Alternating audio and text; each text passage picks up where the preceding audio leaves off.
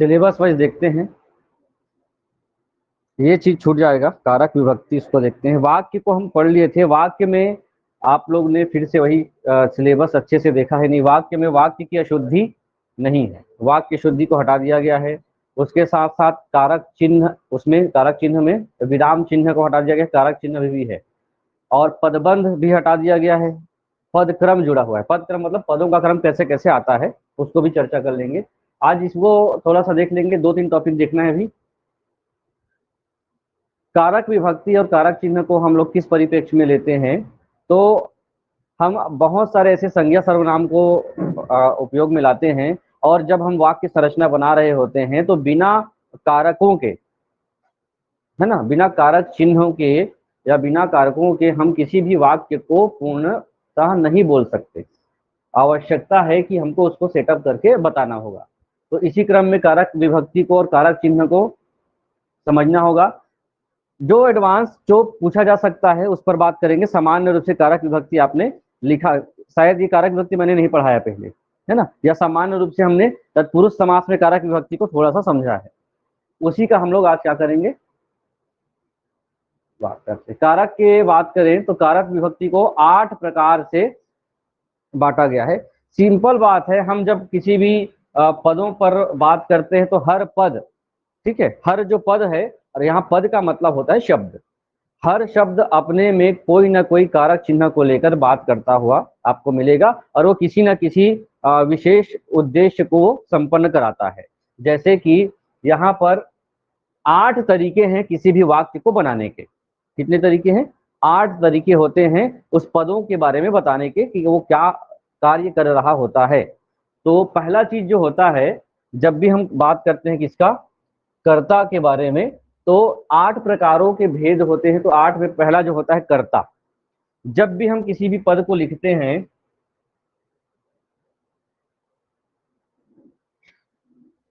जो बहुत प्रचलित उदाहरण जो होता है उसी को देखते हैं।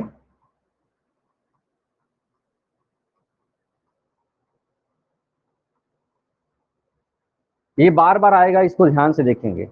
कर्ता का मतलब होता है किसी भी कार्य को करने वाला व्यक्ति, सब्जेक्ट अर्थात कर्ता होता है। वही जो काम करेगा। तो किसने काम करेगा ये पूछा जाता है। हम अपने आप से पूछे कि किसने, तो कर्ता ने। इसीलिए कारण से कारक विभक्ति का जो चिन्ह है क्या होता है, ने। जब भी आपको कोई शब्द दिखता है और उसके सामने कोई ऐसा शब्द लगा हुआ है, तो ये हमेशा ये बताता है कि ये क्या होगा, हमेशा किसी कार्य को करने वाला मुख्य व्यक्ति होगा। ठीक, तो राम ने लिखा हुआ था, कर्ता कौन है, राम, कर्ता ने। उसके बाद जो है, कभी कभी यहाँ पे ध्यान देंगे, कभी कभी जब हम बात करेंगे शून्य चिन्ह भी, कभी कभी ये होता है कि बहुत सारे ऐसे सेंटेंस मिलते हैं जिसमें ने ना मिले आपको। ठीक है, छत्तीसगढ़ी में ने, इसकी जगह पे हा होता है। ठीक है, जैसे मैं हा, तो क्या हो गया, मैं सब्जेक्ट हो गया। वैसे ही राम हा। ठीक है, तो किसी भी क्रिया को करने वाला व्यक्ति कहलाता है कर्ता। उदाहरण अभी नीचे हम लोग लिखते जाएंगे, ये आपके लिए काम का है। दूसरा जो होता है, वो क्या काम कर रहा है, जिस पर वो क्रिया करने वाला होगा, क्रिया का जो फल होगा किस पर पड़ता है, क्रिया का, जिस पर क्रिया का फल पड़ेगा वो क्या कहलाता है, कर्म कहलाता है। यहाँ पर ये भी को से संबोधित होता है। इसमें फिर से देखें, को से संबोधित होता है। तो राम ने रावण को, तो यहाँ पर को आ गया, तो को आ गया मतलब किसको, रावण को।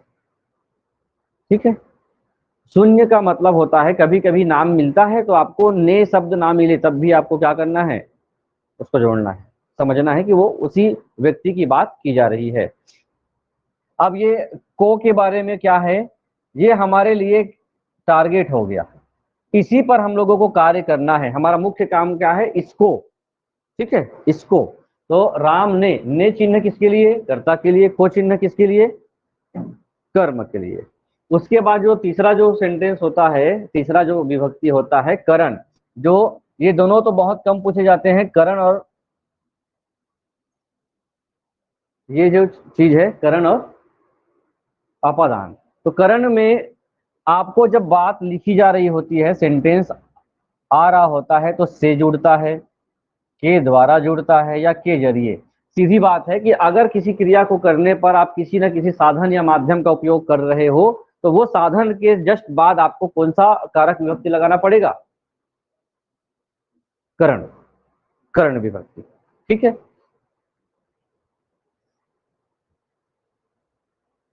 फिर देखेंगे।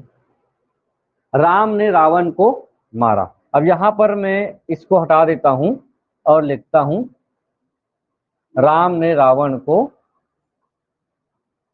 तीर से मारा। तो साधन क्या है? तीर। से लगा हुआ है, तीर या बाण या धनुष से जो भी है, ये हमारे लिए क्या हो गया? करण। जब कोई माध्यम या साधन, दोनों चीजें, माध्यम या साधन, अब माध्यम या साधन में दो चीज भी हो सकता है, वह गाड़ी से, वह गाड़ी से घर गया। तो ये जो वह है, यहां पर वह के आगे नहीं लिखा हुआ है क्या? नहीं लिखा है, तो ये शून्य वाला अवस्था है। कौन सी अवस्था है? शून्य। तो ये वह हमेशा शून्य है, अर्थात कर्ता ही होगा, वह हमेशा कर्ता ही कहलाएगा गाड़ी से। तो ये से जो है क्या हो रहा है आपके लिए? साधन है या माध्यम है जिससे आप जाएंगे। तो साधन या माध्यम जब जिसमें उपयोग किया जा रहा है, और घर को गया, यहाँ पे हम लोग लिख सकते हैं घर को गया। तो ये भी हमेशा, कभी कभी, हमेशा क्या, अधिकांशतः अगर आपको मिले तो ध्यान रखना होगा।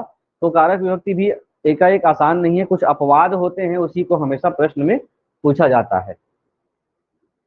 नेक्स्ट है संप्रदान। क्या है? संप्रदान। तो संप्रदान में कौन सा कॉन्सेप्ट आएगा? संप्रदान में आता है को या के लिए या हेतु, को के लिए या हेतु, जिसके लिए, जिसके लिए हम लोग क्या करेंगे? क्रिया करेंगे, जिसके लिए कार्य करेंगे वो क्या होगा? जिसके लिए कार्य करेंगे वो होगा संप्रदान। ठीक, अब फिर से देखें संप्रदान किसके लिए? राम ने रावण को तीर से मारा, किसके लिए? या फिर बीच में हम उस सेंटेंस को लगा सकते हैं, राम ने सीता के लिए, है ना, या फिर लोक कल्याण के लिए, ये भी बोल सकते हैं। तो जिसके लिए क्रिया की जा रही हो, जैसे अभी इस्तीफा दे दिया गया है, तो अमुक व्यक्ति ने इस्तीफा किस लिए दिया है? लोक कल्याण के लिए इस्तीफा दिया है, ऐसा बोला जा सकता है। तो जब भी किसी क्रिया की बात आएगी, यहाँ पे लिखेंगे जिसके लिए क्रिया की जा रही हो, और वो कुछ भी हो सकता है, संप्रदान के लिए हो सकता है, उस हेतु या कारण के लिए, और को का भी कभी कभी को का उपयोग होता है। अपादान का मतलब होगा, अपादान पंचमी विभक्ति मानी जाती है। कभी भी यहाँ पर भी आप लोगों को एक से शब्द मिलेगा। यहाँ से का मतलब जब भी आपको अलगाव करने की बात होगी, ठीक है, क्या करने की बात होगी? अलगाव। पेड़ से पत्ते गिरते हैं, सबसे कॉमन एग्जांपल है। तुलना करनी होगी, तुलना करनी होगी का मतलब होगा वह उससे छोटा है, वह उससे बड़ा है ना? ठीक है। या फिर से कभी कभी आता है युगल शेर से डरता है, ठीक है, युगल शेर से डरता है, या आप शेर से डरते हो, या आप सांप से डरते हो, तो वहां पर कौन सा भाव आएगा? अलगाव, अपादान का भाव आएगा। और ऐसे से ही आप लोगों को दूरी का भाव, जहां पर साधन या माध्यम ना हो, बस जहां पर साधन या माध्यम की स्थिति ना दिखे, आप कहां चले जाएं? अपादान, क्योंकि से दो बार आता है, और पहला से साधन या माध्यम के रूप में होता है, और दूसरा से इन सभी कारणों से होता है। ठीक, संबंध को देखें। संबंध में जब भी हम किसी वस्तु का क्या बताते हैं, अन्य पदों से संबंध बताते हैं, उस क्रिया का किसी कर्ता का किसी न किसी चीज से संबंध बताते हैं, कर्ता का ही संबंध बताया जाएगा, तो जो शब्द जहां पे आएगा, वो सभी चीजें जो संबंध बताने वाले सेंटेंस के रूप में वहां पे दिया गया होगा, वो आपको क्या कहलाएगा? संबंध कारक विभक्ति। ठीक है, विभक्त कर रहा है, अलग अलग बना रहा है। ठीक है, जैसे यहाँ लिखा हुआ है राजा का पुत्र, तो राजा का संबंध किससे है? पुत्र से है, राजा का पुत्र।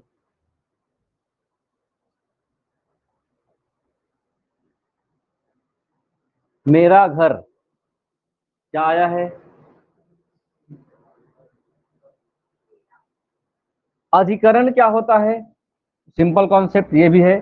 सप्तमी विभक्ति को लेकर के यह कहा जाता है जब किसी क्रिया का आधार या स्थान तय किया जाता है कि कोई वस्तु जहां पर रखी रही होती है उसको बताना होगा कि ये जो पेपर है यहाँ पर रखा हुआ है ना, आप कुर्सी पर बैठे हुए हो, है ना, गाड़ी पर बैठा जाता है ना।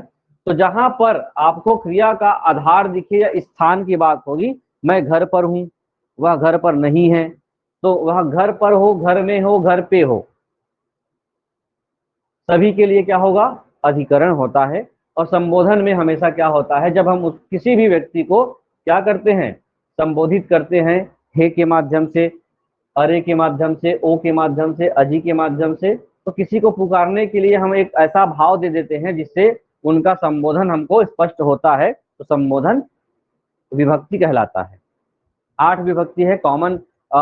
सबसे ज्यादा पूछा जाने वाला विभक्ति है अपादान। बार बार ये इसलिए क्यों बोल रहा हूँ, क्योंकि उसमें से है और करण भी में भी से होता है, दोनों के परिस्थितियां अलग अलग होती हैं। चलिए फटाफट इसको आप क्या कर लेंगे, एक नजर देख लेंगे। कर्ता में क्या होगा? वाक्य में जो शब्द क्रिया को करने वाले का बोध होता है, अर्थात कर्ता का बोध होगा, वो हमारे लिए कर्ता का होगा। मुख्य चिन्ह क्या होता है? रे। राम ने रावण को मारा। मोहन पुस्तक पढ़ता है, यहाँ पर बिना ने के है। मोहन अपने आप में क्या है? करता है, उसी का तो काम है ना पुस्तक को पढ़ना। तो पुस्तक, मोहन भी अपने आप में बिना विभक्ति चिन्ह के लगा हुआ है। पुस्तक भी, अगर आप सेंटेंस बनाते हैं मोहन ने के द्वारा भी होता है ना, मोहन ने पुस्तक पढ़ी बोला जा सकता है। यहाँ पे लिखा हुआ है भूतकाल, जब भी भूतकाल की बात आता है तो उसमें ने चिन्ह हमेशा लगता है। और बिना भूतकाल के आप क्या बोल सकते हो? वर्तमान का बात बताना होगा तो बिना ने से बताया जा सकता है। ठीक है, जो घटना घट चुकी है वो बिना ने के नहीं हो सकता। सेंटेंस बना के देख लीजिए, सार्थक सेंटेंस भी बनना चाहिए। दूसरा होगा कर्म। जब भी हम क्रिया की बात करेंगे तो क्रिया का जो प्रभाव है किस पर पड़ेगा? कोई भी कर्ता के ऊपर। और कर्ता कौन होगा? या फिर संज्ञा होगा या फिर सर्वनाम होगा, उस पर पड़ता हो। पहचान चिन्ह क्या है? तो अध्यापक ने, इस परिप्रेक्ष्य में अध्यापक क्या है? करता है। छात्र को, तो यहाँ पे कर्म कौन है? छात्र। और डांटना एक क्रिया है, डांटना एक क्रिया है। राम फल खाता है, यहाँ पर फल है और हम क्या लगाएं?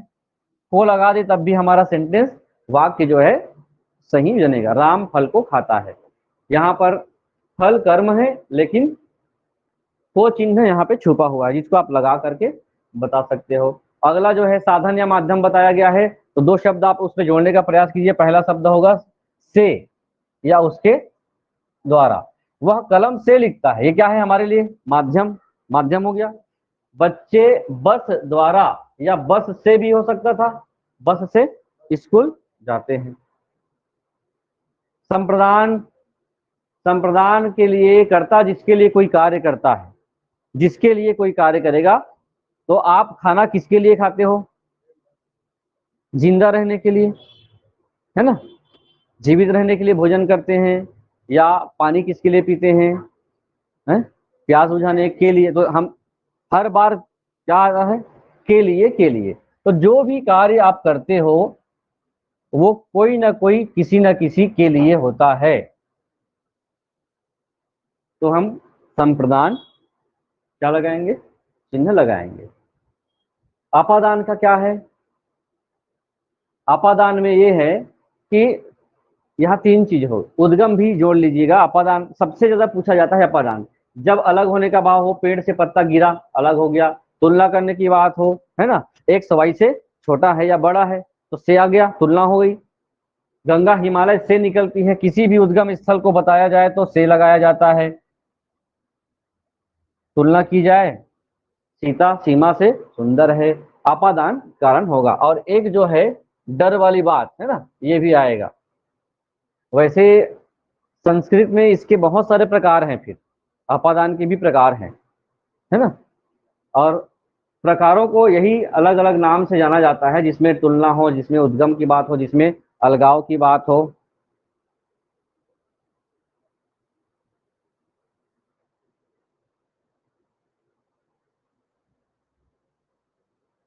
जैसे अभी फिर से वही सेंटेंस आ रहा है ना कि अमुक व्यक्ति ने अमुक पद से इस्तीफा दे दिया, तो वो क्या आएगा, वहां पर से आया तो, है ना, अलग होने वाली बात है।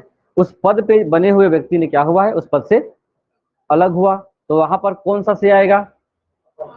तो अलगाव का भाव जहां भी आप लोगों को लगता होगा। सामान्य अंतर है, करण में क्या होगा, साधन के लिए, और अपादान में अलग होने या दूरी दर्शाने के लिए किया जाता है।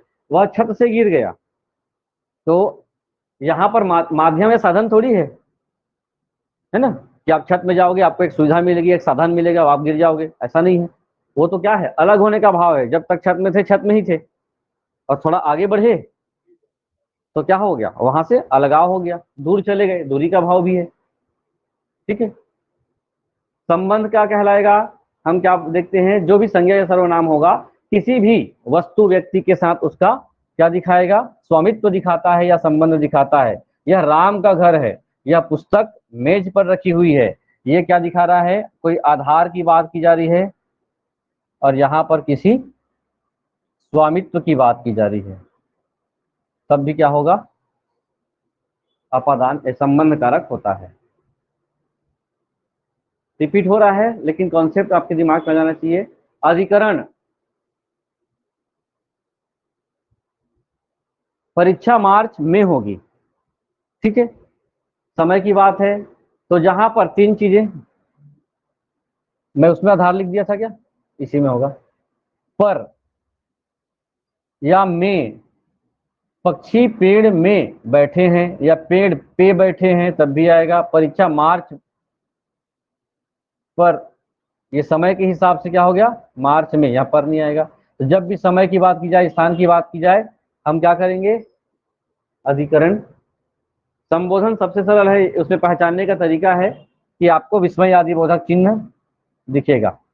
हे भगवान मेरी रक्षा करो, तो क्या हो रहा है वहां पे, किसी को बुलाने, किसको बुलाया जा रहा है, भगवान को पुकारा जा रहा है।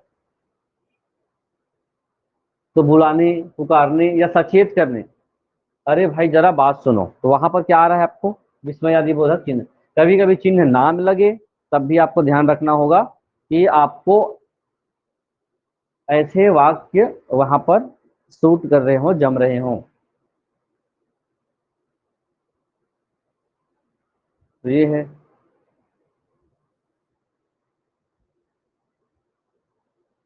कुछ दो रूल्स हैं, विभक्ति रहित प्रयोग, वहां हमने तो देख लिया विभक्ति रहित प्रयोग। ये दान का नियम क्या है देख लीजिए। कभी कभी आप लोगों को क्या होगा, जब कोई वस्तु या किसी को हमेशा के लिए क्या कर दी जाए, ध्यान दे दी जाए, तो वहां पर क्या होगा, संप्रदान कारक को आता है।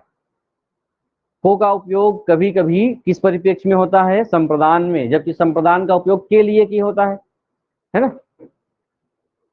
कर्म कारण नहीं, जैसे भिक्षुक को भोजन दो, तो हम ये भी बोल सकते हैं भिक्षुकों के लिए भोजन रखो, या उनको भोजन दो। तो ये जो को आएगा कभी, तो को ना ही साधन है, ना संबंध है, ना ही कर्म है, ये सीधा चला जाएगा कहां पर, संप्रदान कारक पर।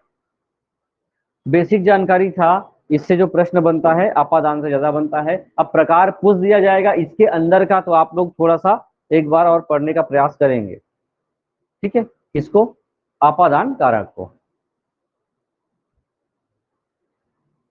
आगे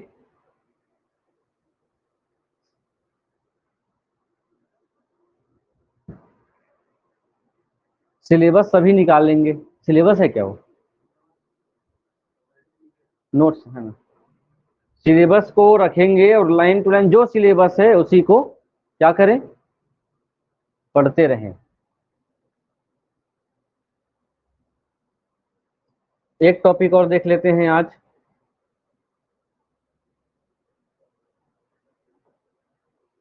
अनसीन पैसेज बताने की आवश्यकता है क्या? अपठित गद्यांश हिंदी का मुझे लगता है नहीं आवश्यकता होनी चाहिए, क्योंकि अब तक जो आप बना रहे हो उसी को, ये आप लोगों का पेडागोजी का पहला टॉपिक, हिंदी पेडागोजी का पहला टॉपिक क्या है? भाषा विकास के चरण, जो आप लोग सीडीपी में पढ़े हैं अच्छे ढंग से, उसी को मैं कहना चाहिए हिंदी के भाषा के परिप्रेक्ष्य में बताऊंगा।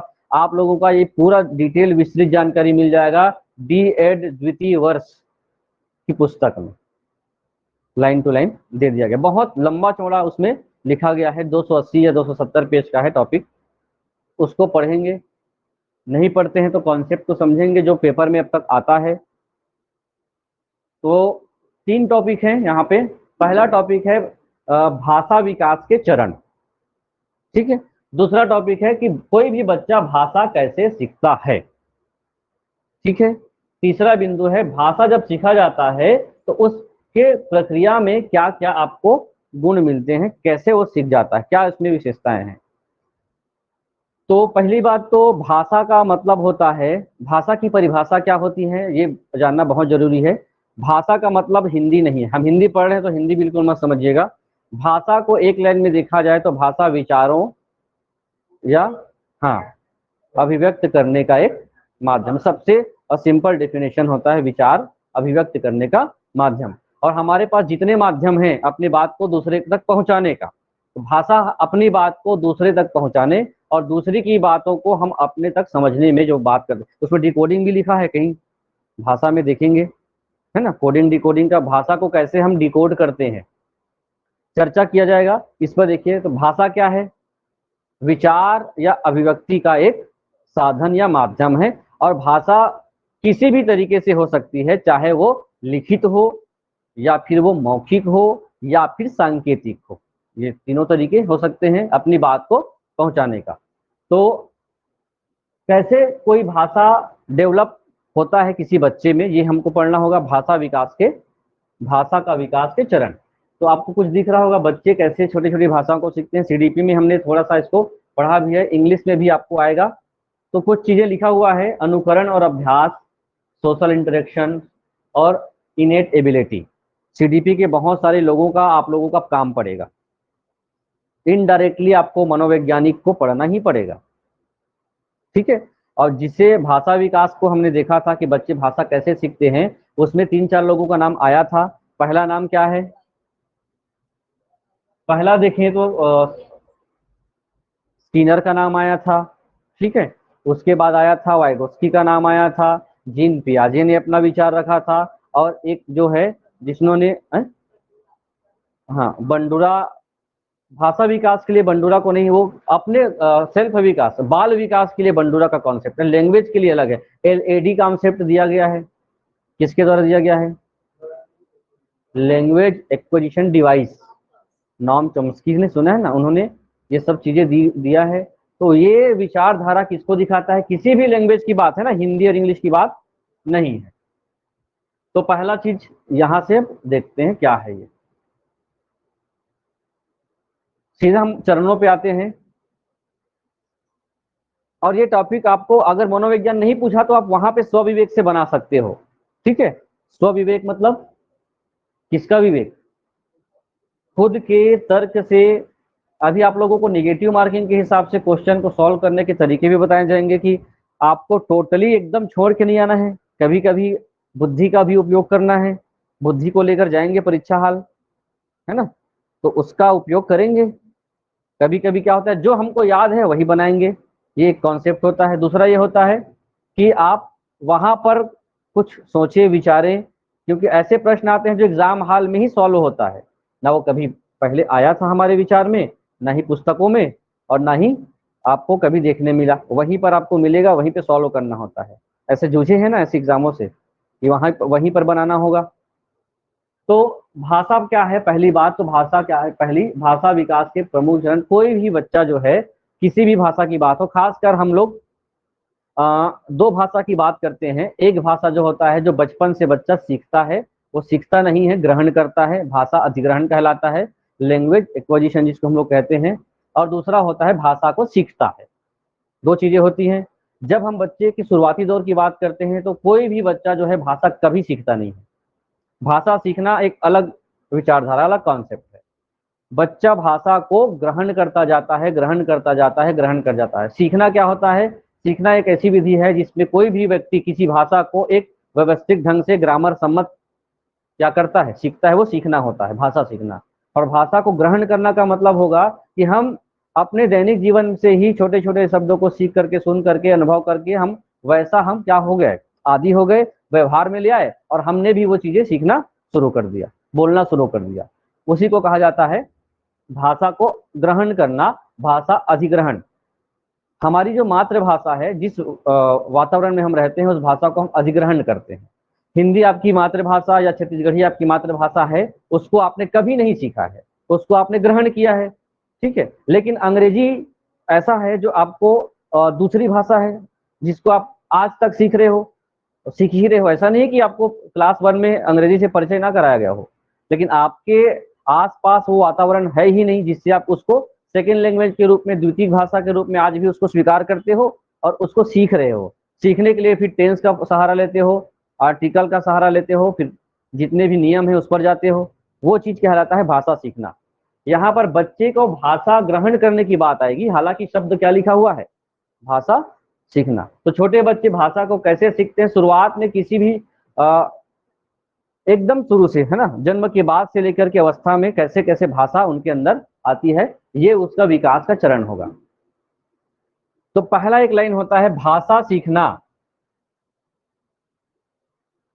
अचानक नहीं होता। भाषा सीखना अचानक नहीं होता, बल्कि ये क्या है, क्रमिक व्यवस्था है, और क्रमिक के साथ साथ व्यवस्थित प्रक्रिया भी कही जाती है।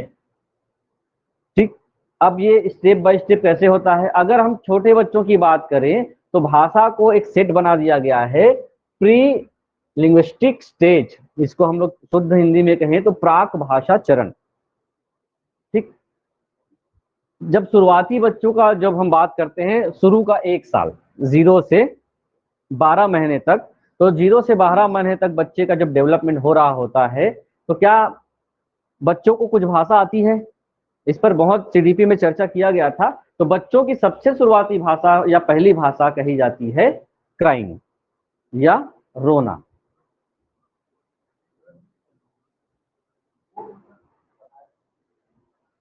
प्राक, इसको लिखेंगे ना, प्राक भाषा चरण। पहला क्या होगा, हर बच्चे में ये विशेषता पाई जाती है कि वो अपनी बात को बताता है किससे?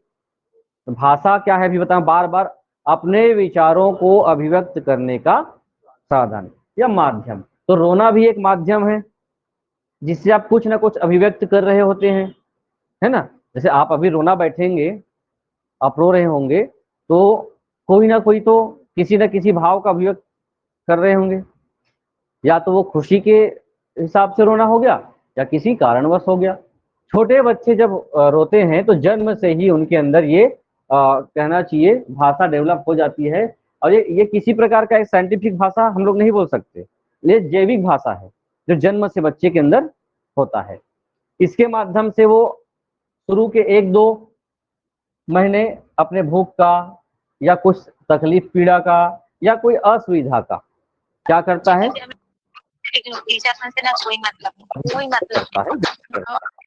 तो पहला क्या हो गया, इसको रुदन भी कहा जाता है, रोना को, है ना, रोना। दूसरा है जब धीरे से बच्चा क्या हो जाता है, 2 से 4 महीने के अवस्था में पहुंच जाता है, तो भाषा का उनके अंदर कुछ चीजें क्या हो जाती है, ध्वनि के रूप में व्यक्त होना शुरू हो जाता है। जैसे किस प्रकार वो उच्चारण करता है, वो वो जैसे बात तो नहीं कर पाएगा, उस बात का क्या कोई नहीं समझ सकता, बात कही जा रही है, अपने में व्यस्त हो सकता है, और वो ध्वनि उच्चारण वो करता है। तो 2 से 4 माह का जो अवस्था होता है जिसको हम लोग ये इंग्लिश में सीखेगा, इसको स्टेट में आता है बिल्कुल। पहला हो गया हो गया अप्रैल में मार्च में तो मतलब कितना बेकार लगी फिर 2 महीना पढ़ाई जनवरी और फरवरी डेमो क्लास में या हम लोग क्या कितना बुरा लगी सभी या कुंजन। जब जरूरत है तीसरा है बबलिंग या बलबलाना। ये कब हो जाता है? बलबलाना का मतलब होगा जब फिर 6 से 9 महीने तक की अवस्था में वो किसी एक शब्द को 2-2 बार रिपीट करके एक कहना चाहिए अक्षरों को बोलना शुरू कर देता है। अनुभव किए होंगे घर में छोटे बच्चे आप लोगों ने बढ़ते हुए देखा होगा 0 से, तो वो कुछ कुछ चीजें क्या होने लग जाता है, बलबलाने लग जाता है, बबलिंग करने लग जाता है। ये भाषा विकास के स्टेप बाय स्टेप डेवलपमेंट है।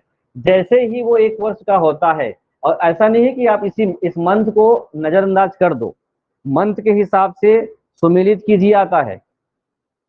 ठीक है, बबलिंग कब होगा? अब आपके लिए एक जरूरी बात यह है कि जो भी तैयारी आप कर रहे हो तो ऐसा आपको पढ़ना होगा कि यही आखिरी बार है।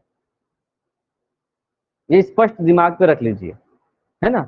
अब क्लास करना होगा, क्लास के बाद फिर से बाद में पढ़ेंगे, ये छोड़ दीजिए सब चीज।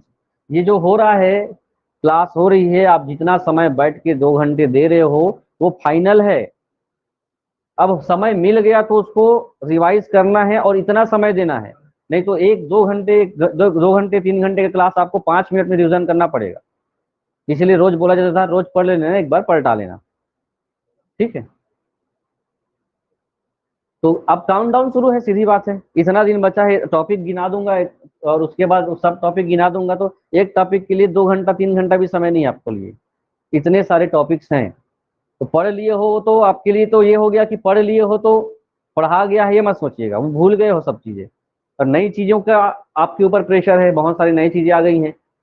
हाव भाव और संकेत कब होगा? जब 9 से 12 महीने के बीच। इसमें क्या होगा, कोई भी बच्चा वस्तु की ओर इशारा करता है, किसी चीज को पकड़ता है, बताता है ऐसा है, जैसे पानी है, पानी की ओर इशारा करके प्यास लगता है। तो और आप लोगों ने देखा होगा विकास में 12 माह के बच्चे में खड़ा होकर चलने का अभ्यास यहाँ पे शुरू हो जाता है। तो चीजों को पकड़ता है या संकेत के माध्यम से बताना शुरू कर देता है। क्या शुरू हो गया है? बाय बाय करना सिखाया जाता है बच्चों को, टाटा करो, बाय बाय करो, हाय बोलो, हेलो बोलो। ये सब कब शुरू होगा? सिर हिलाकर ना करना भी इसी अवस्था में सीख जाता है। तो ये 4 अवस्था प्राक भाषा चरण का है, स्टार्टिंग स्टेज है, इनिशियल स्टेज है। उसके बाद जो सेकेंड चरण होता है, अभी तक कोई वर्ड अपने से बोलना सीखा है क्या? यहाँ पे नहीं सीखा है। अब जो अवस्था आएगी, आगे का उम्र जो आएगा, उसमें अब कोई भी बच्चा क्या होगा, कोई ना कोई ऐसा वाक्य सीख जाएगा, वाक्य नहीं बोल सकते, ऐसा शब्द सीख जाएगा जिसको आपको लाइन टू लाइन याद रखना होगा। तो इसको कौन सा स्टेज माना जाता है? 1 वर्ड स्टेज या एक शब्द चरण। एक शब्द चरण में लगभग 1 साल की अवस्था में जैसे ही उनका पहला हैप्पी बर्थडे हुआ, ठीक है, तो उसके बाद वो मम्मा पापा दूध पानी, जिसको हम लोग ऐसा शब्द सीखते हैं जिसको रिपीट, जैसे मम आप लोग बोले थे उस समय कि मम बोलना सीखता है, पानी बोलना सीखता है, तो पानी की जगह पे कुछ ऐसे शब्द भी आप उपयोग करने बच्चों को सिखा सकते हो जो सीख भी सकता है। तो 1 वर्ष की आयु में बच्चा अपना पहला अर्थपूर्ण शब्द बोलेगा, और एक शब्द से पेरेंट्स को समझना है कि वो पूरा वाक्य क्या है ना।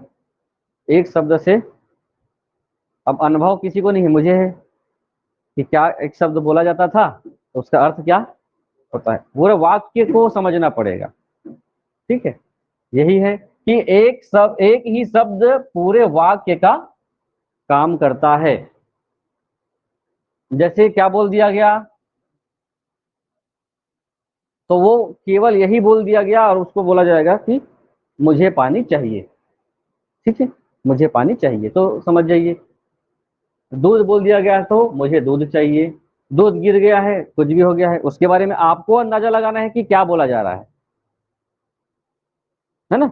यही होता है ना, आपको अंदाजा लगाना है कि उस शब्द से क्या हो सकता है, और वो परिस्थिति डिपेंड करता है कि अगर वहां पे पानी गिर गया है तो वो मम बोल दिया तो आप उसको पानी पिया जा रहे हो, ये भी हो सकता है। वो पानी गिरा है उसको बता रहा होगा वो, तो वो चीजें सेंटेंस आपको समझना होता है। उसके बाद आता है जस्ट दो शब्दों को जोड़ करके छोटा वाक्य बनाना, जिसको हम लोग बोल सकते हैं टू वर्ड स्टेज। जब बच्चा दो शब्द जोड़कर अपने वाक्य बनाने लगता है, जैसे गाड़ी जा, तो इसका भी आपको अंतर मतलब समझना है। गाड़ी जा मतलब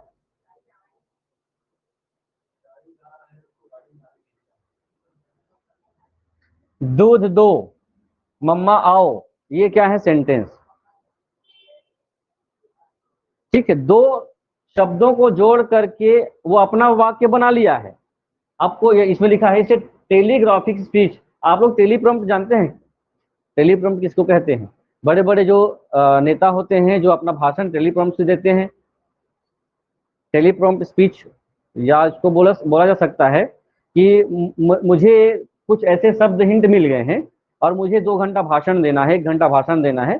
तो अगर यहाँ पे शब्द लिखा हुआ है, जैसे यहाँ पे लिखा है व्याकरण लिखा है, उसके बाद शब्द लिखा है, नियम लिखा है, कुछ ऐसे ऐसे, उसको देख करके मुझे लंबा भाषण देना है, तो मैं थोड़ा देर किसके बारे में बात करूंगा?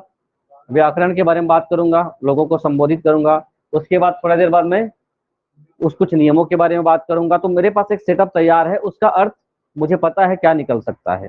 टेलीप्रॉम्प्ट इसलिए बहुत सारी जगह पर आप लोगों ने देखा प्राइम मिनिस्टर का टेलीप्रॉम्प्ट जो होता है, कई बार क्या हो गया, बंद हो गया कई बार। तो आगे क्या बोलना था वो भूल गए। देखिए कभी ये हुआ था न्यूज में अभी, उनके पास स्पीच टेलीप्रॉम्प्ट रहता है। न्यूज बोलने वाले जो समाचार बोलते हैं सुनाते हैं, उनके सामने पूरा क्या होता है, ठीक है, उसको देख करके। तो बच्चे क्या हैं, किसी प्रकार का इसमें पूरा सेंटेंस ना हो करके, व्याकरण के नियम नहीं होंगे, कोई सहायक क्रिया जैसे नहीं लगा होगा, और केवल मेन वर्ड ही वो बोलेगा, और मेन वर्ड से ही आपको उसके अर्थ को समझना होगा। और जब इस अवस्था में बच्चा पहुंच जाता है, उम्र क्या था, 2 साल तक का था, तो उनके बच्चे में शब्द का भंडार धीरे धीरे, मतलब और शब्द वस्तु और उसके शब्द को वो जानना शुरू कर देता है। उसके बाद है तीसरा चौथा स्टेप, प्रारंभिक वाक्य चरण। अब यहाँ से बच्चों के अंदर वाक्य बनाने की स्टेज शुरू हो जाती है। जैसे मुझे खिलौना चाहिए, पापा घर आए, वह प्रश्न पूछना भी शुरू कर देगा, ये कैसे होता है, ये क्या है, कहाँ गए थे। ठीक है, ये कौन सी अवस्था में, बहुत अपने से उसके अंदर शब्द भंडार, बहुत सारी चीजें आ जा चुकी होती है। उस शब्दों को वो क्या बनाना शुरू कर देता है, सेंटेंस बनाना शुरू कर देता है। और जैसे जैसे सेंटेंस बनना शुरू होता है, अब वो प्रत्युत्तर भी देने लग जाता है। ठीक है, प्रश्नों का अब उससे कुछ पूछें तो वो जवाब भी देने लग जाता है। ठीक है, लिख लिए। फिर है, क्या है, जटिल भाषा या स्कूल स्टेज। अब इसमें क्या होगा, हम स्कूल जाने के पहले शाला पूर्व के समय में बच्चे के अंदर वाक्य को बनाने, खुद से वाक्य का संरचना रख करने, कहानी बनाने, चुटकुले बोलने, सभी का नॉलेज एक व्यस्त की तरह बच्चे में आ जाता है। और उसका जो शब्द भंडार है लगभग 2000 से 5000 शब्द भंडार हो जाता है। और आप लोगों का एक काम है, अभी उम्र के हिसाब से आप शब्द भंडार कहीं पर कॉपी में लिख कर रखेंगे या पढ़ लेंगे कि 1 साल की उम्र में कितना शब्द भंडार होता है, 50 होता है, 100 होता है। 2 साल की उम्र, 2 साल में शायद 50 शब्द होता है क्या, 24 महीने में? 200 250, वो पूछा जा चुका है इसलिए मैं बोल रहा हूँ। यहाँ देख लेंगे, मैं कुछ शब्द तो लिखा हूँ। 12 महीने में या 1 साल में 2 से 6 शब्द ही सार्थक शब्द ना बोलना शुरू करता है। 2 साल में या 24 महीने में 50 से लेकर के आगे बढ़ करके शब्द भंडार क्या हो जाता है, 200 से 300। शायद एग्जाम में 250 शब्द आया था कि कोई बच्चा 250 शब्द कब बोलना शुरू करता है या कब बोल लेता है। वो 2 साल की उम्र या फिर महीना पूछा तो 24 महीने में। 3 साल तक लगभग उसका शब्द भंडार, वोकेबलरी स्टोरेज कितना हो गया, 1000 शब्द। और बच्चा 3 से 4 शब्द का वाक्य भी बना लेता है शब्द भंडार के साथ साथ। अब शब्द बन गए हैं तो वाक्य वो आसानी से बना ही सकता है। छूट गया क्या?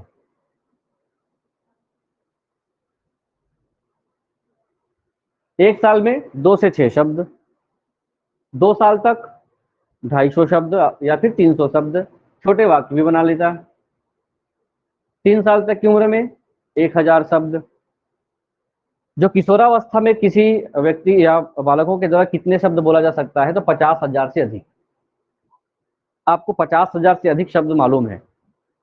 जिस भाषा का आप व्यवहार करते हो उसका, किसी का नहीं। जिस भाषा का आप क्या करते हो, व्यवहार उपयोग मिलाते हो, उसका। अंग्रेजी के 50,000 शब्द मालूम होंगे आपको। कितने शब्द मालूम होंगे आपको? केवल वही शब्द मालूम होंगे जो भौतिक चीजें हैं, है ना। अभौतिक चीजों के नाम या फिर उनसे रिलेटेड वर्ड आपको नहीं पता है। भौतिक चीजों को लोग क्योंकि जुड़ा हुआ है, परिचित होते हैं, बोलते हैं, तो आप आसानी से सब बता सकते हो। फिर उसके बाद शाला पूर्व या प्री स्कूल में कितना? 12 से 14,000। और ये दायरा बढ़ जाता है क्योंकि ज्यादा को हमेशा नजरअंदाज किया जाता है एग्जाम में। ये जो बेसिक चीजें हैं जहां से बच्चा शुरुआत करता है, इसको ध्यान से आप लोगों को ध्यान में रखना पड़ेगा। दूसरा टॉपिक क्या था उसको देखते हैं। ठीक है, भाषा का विकास में अब बहुत सारी ऐसी बातें भी हैं जिसको आपको जैसे बुक्स से भी पढ़ना पड़ेगा। और बुक में जो बोल रहा हूँ उसके लिए अब समय अब नहीं है ना। अब चीजों को समझने का समय आपको नहीं है, चीजों को अब दिमाग में बैठा कर रखने का है। कम से कम 11 अक्टूबर तक। 11 अक्टूबर को कौन सा दिवस है? कुछ दिवस होता है क्या? परीक्षा दिवस नहीं और कुछ है? पहला दिन एकम, नवरात्रि का शुभारंभ। ठीक है, मैं वो दिवस हूँ। शायद अबुल कलाम आजाद का जन्म दिवस है। शिक्षा दिवस मनाया जाता है ना। शिक्षा दिवस कब मनाया जाता है?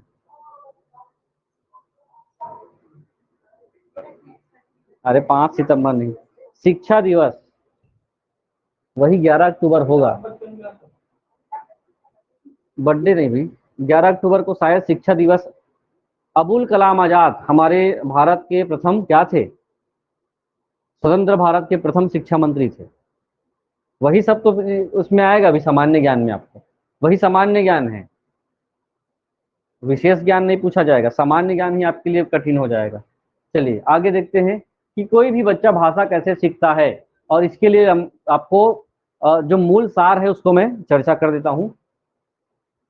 तो भाषा सीखता कैसे है? अभी हमने शब्द सीखने की बात की कि कोई भी बच्चे का जो भाषा का सीखने का स्टेप है वो एक शब्द से शुरू होकर के हजारों शब्द तक जाता है। ये उसके भाषा के विकास का चरण है, अपने अभिव्यक्ति का वो साधन है। लेकिन भाषा का जो है, कोई भी बच्चा भाषा को सीखता कैसे है? आखिर ऐसे क्या चीज है जिससे आप हिंदी बोलना सीख गए? कोर्स किया है हिंदी बोलने का? नहीं किया है। लेकिन आपको हिंदी क्यों आती है? क्यों? आपने तो सीखी नहीं है। कोई जापानी आदमी यहाँ आकर बहुत कोशिश कर रहा है, कई लाखों रुपया खत्म कर दिया, वो हिंदी नहीं सीख पा रहा है। आप सीख गए, आप में क्या ऐसा विशेष गुण है? तो वही गुण को क्या होगा समझना है आप लोगों को। इस पर हमने बात किया था ना कि कोई व्यक्ति जिसका जन्म यहाँ होता है उसको अमेरिका भेज दिया जाए जन्म के बाद, तो वहां रह करके वो क्या सीख जाएगा? इंग्लिश सीख सकता है। अब वो किसी भी देश में जाता है तो उस देश की भाषा सीख सकता है। क्यों? उसको लेकर के अलग अलग लोगों ने अलग अलग विचारधाराएं दिए हैं। तो भाषा सीखना एक कहना चाहिए जटिल कार्य है। सीखने का मतलब है भाषा को स्वीकार करना, समझना, अधिग्रहण करना। उस पर बात चल रही है। हिंदी भाषा के बारे में है तो कोई भी भाषा के बारे में हो तो हिंदी भी एक हमारी भाषा के हिसाब से लिखेंगे। तो पहला जो है एक जिसका नाम है नॉम चॉम्स्की। नाम बिल्कुल याद रखें, नॉम चॉम्स्की। खास करके इसमें अंग्रेजी का पेडागॉजी है तो इसको लगातार पूछता था नॉम चॉम्स्की का नाम। हिंदी में भी आपको नाम याद रखना होगा। प्रसिद्ध भाषाविद है नॉम चॉम्स्की। इनका मानना है कि मनुष्य में भाषा सीखने की जन्मजात क्षमता होती है। इसको समझिए क्या कह रहा है नॉम चॉम्स्की। ठीक है, मैंने कहा है कि कोई बच्चे को अगर कहीं भी ले जाओ तो वो कहीं की भी भाषा सीख सकते हैं। जन्म कहाँ हुआ? भारत में। उसको हम अगर अफ्रीका ले जाते हैं तो अफ्रीकन भाषा सीख सकता है, जापान ले जाएंगे तो जापानी भाषा। क्योंकि नॉम चॉम्स्की कहते हैं एक इंसान के अंदर क्या होता है? बुद्धि होता है, और ये मस्तिष्क जो है, बुद्धि जो है, उसके अंदर एक ऐसा सेट, डिवाइस सेट है कि वो जहां भी जाएगा जैसी भाषा उसको सिखाना चाहे हम सिखा सकते हैं। वो डिवाइस एक्टिव होकर के काम करता है, और वो डिवाइस भाषा अधिग्रहण का ही डिवाइस है, language acquisition device, LAD। English pedagogy में भी सेम ऐसी बताऊंगा अभी आप लोगों को, तो ध्यान से सुनेंगे। LAD एक ऐसा कॉन्सेप्ट है कि वो चॉम्स्की कहते हैं कि हर इंसान के अंदर जन्मजात बाय बर्थ उसके दिमाग पे लेफ्ट साइड क्या होता है? एक डिवाइस बना हुआ है, और वो डिवाइस में शब्द जाते हैं और शब्दों को वो सेंटेंस में संरचना से सेंटेंस को बना लेता है, वाक्य बना लेता है, और वो बोलना सीख जाता है। इसके लिए जरूरी नहीं कि आप उसको अच्छा वातावरण देते हो, कहीं भी वातावरण में रखो उसको, किसी लोगों के साथ संपर्क में लाओ, वो डिवाइस काम नहीं करेगा, तो कितना भी अच्छा वातावरण में रखो वो नहीं सीख सकता है। तो कुछ लोगों ने कहा कि वातावरण प्रभावित करता है, जितना ज्यादा समाज के संपर्क में रहोगे उतना ज्यादा आप भाषा सीखोगे। तो उसको ये नकारता है, ऐसा बिल्कुल नहीं है। बच्चे के अंदर क्या कहता है, हर बच्चे के मस्तिष्क में एक जैविक संरचना है, जैविक डिवाइस है, और वो कैसे काम करता है? वो भाषा अधिग्रहण डिवाइस जिसको कहा जाता है, ठीक। और उनका ये भी मानना था, इतना क्लियर है ना? प्रश्न आपको और डिटेल पूछा जाए तो इसको आप समझ जाएंगे। जैविक संरचना माना है उन्होंने, समाज में सीखता है ऐसा बिल्कुल बात नहीं माना है। एक डिवाइस है हर मस्तिष्क के अंदर, उसको जो भी भाषा सिखाओ सीख सकता है। तो दूसरा कॉन्सेप्ट उन्होंने दिया था यूनिवर्सल ग्रामर का। जब हम किसी भी बच्चे को हम उस माहौल पे रखते हैं जिससे उसकी बुद्धि क्या करती है, जो भी ग्रामर सिखाया जाए, जो भी ग्रामर की संरचना होगा, वो उसको बच्चा बिना किसी औपचारिक प्रशिक्षण के अपने आप ही क्या कर लेता है? समझ लेता है। जब बचपन से ही उसको कहाँ ले जाए, जापान ले जाया जाए, तो उसके डिवाइस जापानी भाषा को समझने सीखने की कोशिश कर सकता है। अंग्रेजी सिखाया जाए तो अंग्रेजी। आपका जो डिवाइस है एक बार काम कर चुका है, हिंदी भाषा को एक्सेप्ट कर चुका है। अब आपका डिवाइस जो काम करेगा लर्निंग के हिसाब से काम करेगा, सीखने के हिसाब से काम करेगा, उसको व्याकरण सम्मत ढंग से सीखने का प्रयास करेगा। ठीक है, आपको अगर किसी भी ग्रामर का या किसी भाषा को सीखना होगा, जैसे अभी हिंदी में है और अंग्रेजी भाषा सीखना है, तो बच्चे अभी स्टार्टिंग पढ़ रहे होते हैं, क्लास 1 क्लास 2, उनके साथ उनके पुस्तकों को पढ़ पढ़ के उनके साथ बातचीत कर करके आप पूरा 2-4 साल उनके साथ पढ़िए, पहले दूसरे बच्चों के साथ पूरा चीज, तो आपके अंदर बहुत सारी चीजें कॉन्सेप्ट आ जाएगा। लेकिन आपके डिवाइस में, मस्तिष्क के डिवाइस में ये चीज तय हो चुका है कि बहुत सारे चीजें पहले से सेट है, और जब नई चीजें आती हैं तो उसको स्कीमा स्कीमा वाला जो मामला है उसको हम क्या करते हैं, ओवरलैप करते जाते हैं और अपने ज्ञान को ना बढ़ा करके उसमें उलझ जाते हैं। तो ये डिवाइस की बात किया जाए है, स्किनर कहते हैं, अगला जो है स्किनर ने कहा है कि हर व्यक्ति जो है, डिवाइस वगैरह का उन्होंने जिक्र नहीं किया। इनका मानना था कि कोई भी व्यक्ति भाषा कैसे सीखता है, तो स्किनर के पक्ष में आप जा सकते हो, क्योंकि आपने वैसे ही भाषा सीखा है, डिवाइस का तो पता नहीं। देखें क्या यहाँ पे, यहाँ से आप लोग अपने LED डिवाइस को देखते हैं, नहीं देखें, तो आप किसको स्वीकार करोगे? आपने जो प्रत्यक्ष देखा है उसको स्वीकार करोगे। स्किनर का मानना है कि कोई भी बच्चा अपने माता पिता और आसपास के लोगों की जो भी बातें वो बोलते हैं उसको सुनते हैं और उसकी क्या करते हैं, इमिटेशन मतलब होता है अनुकरण करना, नकल करना, नकल करके सीखता है। टॉपिक भी है नकल करके सीखना, आपके सिलेबस का है। तो स्किनर का जो सिद्धांत है वो बिल्कुल ध्यान रखेंगे। स्किनर का जो सिद्धांत है, जो चूहा वाला सिद्धांत है, ठीक है, वो भाषा सीखने से संबंधित नहीं है, वो भाषा के परिप्रेक्ष्य में नहीं था, वो सीखने के परिप्रेक्ष्य में था, है ना। हम सीखते कैसे उस पर उन्होंने कहा है। अब भाषा कैसे सीखते हैं उस पर उन्होंने इमिटेशन का कॉन्सेप्ट दिया, अनुकरण का सिद्धांत दिया है। तो अपने परिवेश से क्या होता है, भाषा कोई भी व्यक्ति सीखता है। और रेनफोर्समेंट, जिसको हम लोग क्या बोलते हैं, पुनर्बलन, पुनर्बलन भी काम करता है किसी भी चीज को सीखने के लिए, और ये किसी भी चीज को सीखने वाला ही पुनर्बलन है। स्किनर ने कौन सा सिद्धांत दिया ये भी ध्यान रखेंगे, व्यवहारवाद सिद्धांत। अब वही, अब टाइम नहीं है कि आपको बाद में देखेंगे, पढ़ेंगे। आपको एट प्रेजेंट तुरंत आपका दिमाग क्लिक करना चाहिए कौन सा सिद्धांत। ये तो पूछ पूछ के आपको परेशान कर दूंगा, आना बंद हो जाएगा, फिर बहुत पूछूंगा। ठीक है, तो तैयार रहेंगे, जितना पढ़ा दिया गया है, क्योंकि परिणाम जरूरी है। ठीक है, मेरे लिए नहीं सही, आप अब खुद के लिए तो, क्योंकि मौका अब नहीं मिलने वाला है। आप इसलिए जरूरी है क्योंकि अब मौके नहीं मिलने वाले। जब 10,000 से 12,000 जो भर्ती आई थी, उस समय चर्चा भी हम लोग करते थे कि अब ऐसा भर्ती नहीं आ सकता है। वो शिक्षा कर्मी भर्ती नहीं है जिसमें आप टीचरों को 5-6 हजार रुपए वेतन देकर के काम करा रहे थे। अब आपको बहुत सारे कहना चाहिए वेतन मान में सेट करना पड़ता है, तो आर्थिक बोझ ज्यादा होगा। शिक्षकों की कमी वैसी थी, वो भर गई है। तीसरा जो कॉन्सेप्ट है वो है वाइगोत्स्की का सिद्धांत। अच्छा, ये ऊपर जो बातें लिखी है देखिए, कभी कभी बच्चों को, हाँ, अनुकरण के सिद्धांत में आप लोगों ने एग्जाम्पल देखिए, जितना बच्चा बाहर निकलता है, घर से लोगों से जुड़ता है, उतना ही ज्यादा वो क्या होता है, सीखता जाता है ना। कई बच्चे जो होते हैं दिन भर घूम रहे हैं, दिन भर घूम रहे हैं, तो बहुत ज्यादा बात नहीं होता है वो, है ना। और कई बार ऐसे दुकान में जा रहा है, पान ठेला में जा रहा है, तो बकना सीख जाता है, गाली। क्यों? अनुकरण का सिद्धांत, बच्चे जैसा सुनते हैं वैसा अनुकरण करते हैं, तो वही व्यवहारवाद है, उसी को समझना होगा। कभी कभी पुनर्बलन कैसे काम करता है, जब बच्चे को क्या किया जाता है, सही शब्द उच्चारण करता है तो प्रशंसा करते हैं, तो और शब्दों को बार बार दोहराता है, ये भी काम होता है अनुकरण में। वाइगोत्स्की का एक सबसे सिंपल कॉन्सेप्ट है, इन्होंने क्या कहा था कि हम बच्चे को जब जितना सोशल इंटरेक्ट करते हैं, वो अनुकरण और सामाजिक अंतःक्रिया में अंतर आप लोगों को समझना होगा। अनुकरण में जैसा देखता है वैसा वो नकल करता है, और वाइगोत्स्की कहना है कि सामाजिक जो परिवेश है, जितना वो सामाजिक परिवेश में क्या रहेगा, अंतःक्रिया करता रहेगा, उतना ज्यादा वो अपना विकास करता रहेगा, खास कर का कौन सा, लैंग्वेज का विकास, भाषा का विकास।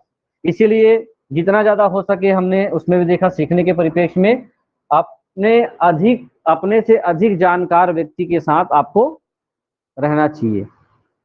जैसे बच्चों के मामले में किसके साथ रहे तब अच्छी भाषा सीखेगा, पेरेंट्स के साथ, शिक्षकों के साथ, पीयर ग्रुप होगा, मतलब सहपाठीगण का एक मंडली है, उनके साथ, तो उनसे बातचीत करोगे तो भाषा सीखोगे। पेरेंट्स आपको नैतिक शिक्षा दे सकता है, शिक्षक आपको शैक्षिक शब्दावली सिखा सकता है, और ये आपको बिगाड़ भी सकता है और अच्छी चीजें भी सिखा सकता है।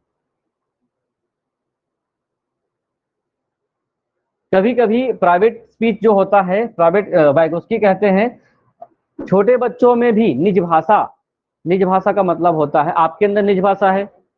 हर व्यक्ति, मैं जो अभी बोल रहा हूं तो बोल रहा हूं, आप लोग चुप बैठे हो तो ऐसा नहीं कि आप चुप बैठे हो, आपके अंदर बहुत सारे बातें खुद से ही बात कर रहे हो, ऐसा भाव होता होगा।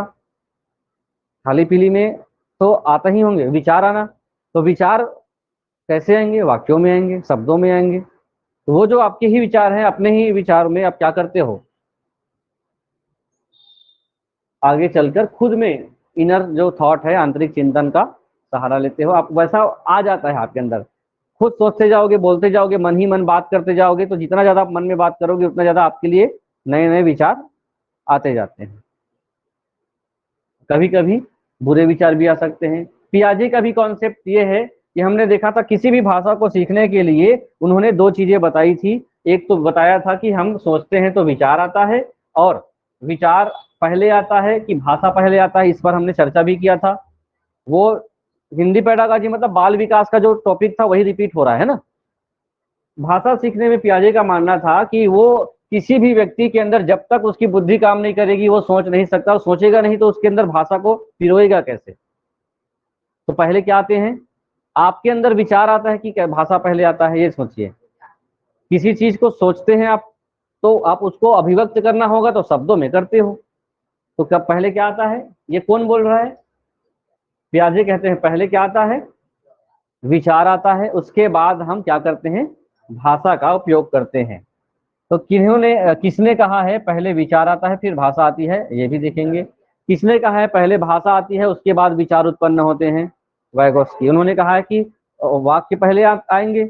अब विचार के लिए, अब उसका कहना था इससे जस्ट पहले वाले का, वाइगोत्स्की का, विचार कैसे आएंगे, आप किसी चीज को सोच कैसे सकते हो, सोचने के लिए शब्द चाहिए, वाक्य चाहिए, भाषा चाहिए, तब तो सोच पाओगे।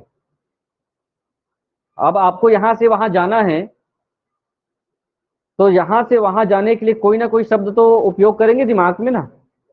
तो शब्द में ही शब्द पहले आएगा, भाषा पहले आएगी, तब वो विचार आएगा। तो दोनों का अपना अपना क्या है, सिद्धांत है। तो दोनों के सिद्धांतों को ध्यान में रखना है।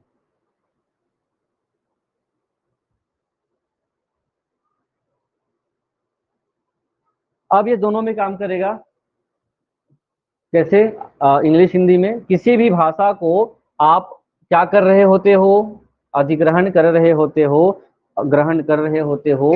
सीखना और अधिग्रहण में सीखना और अधिग्रहण में अंतर समझ गए थे आप लोग।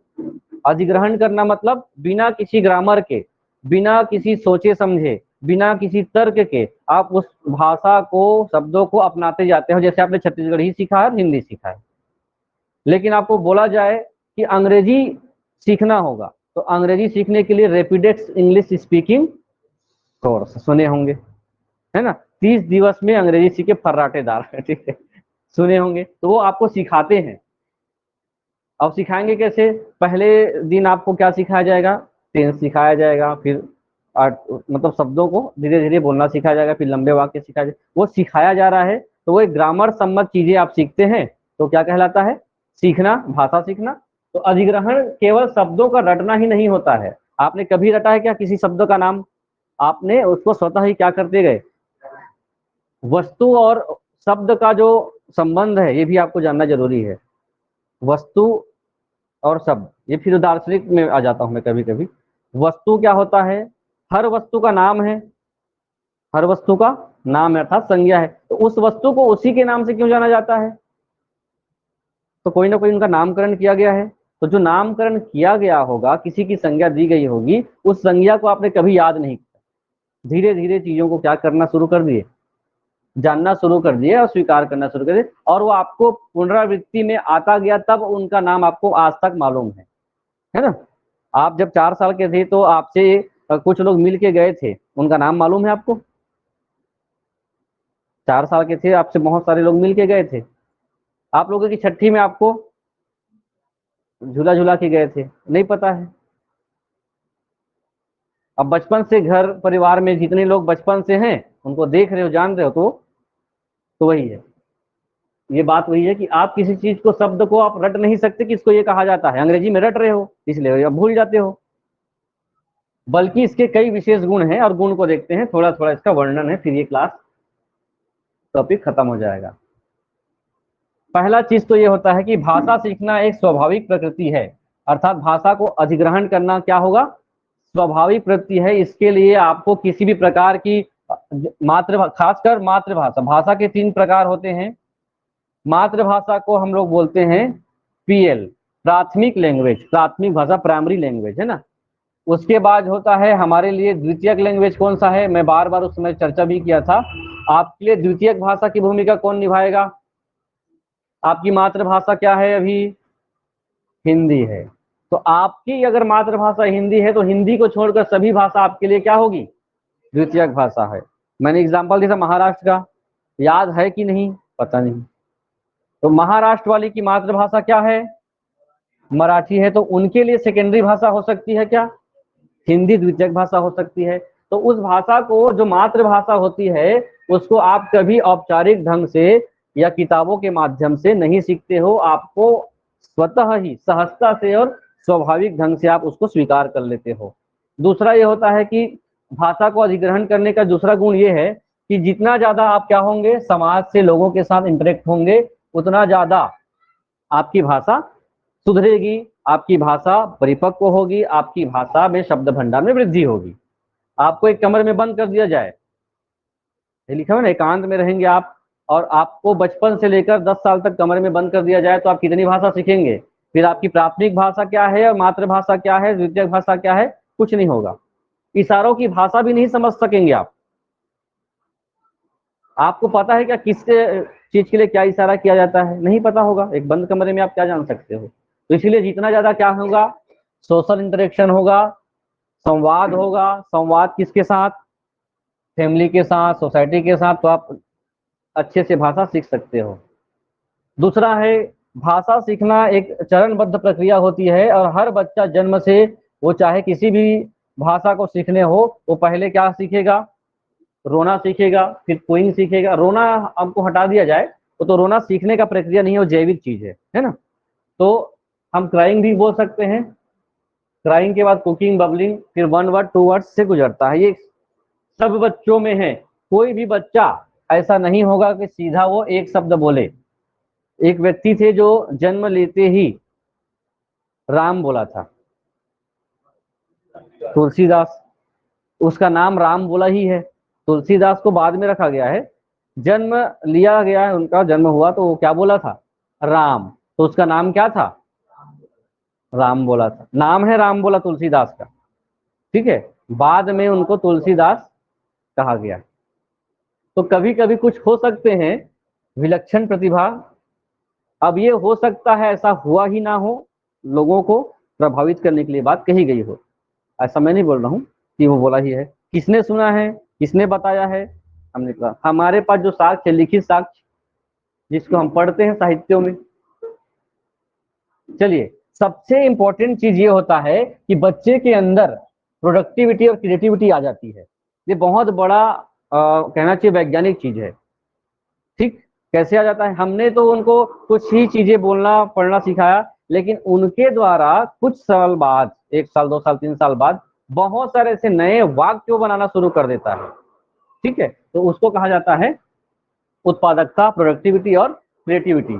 बच्चा केवल सुने हुए वाक्यों को नहीं दोहराता बल्कि नए नियमों को समझ करके नया वाक्य भी बनाता है।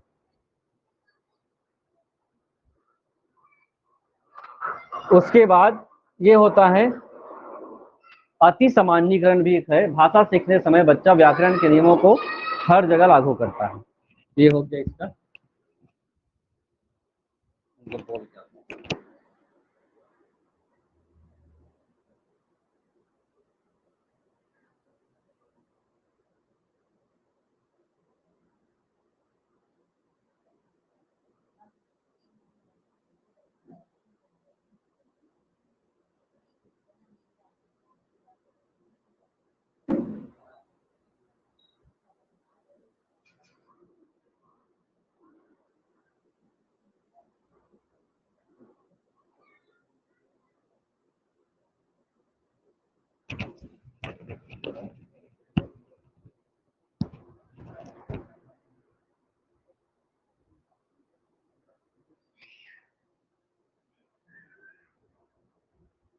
बातें क्लियर हो गई होंगी।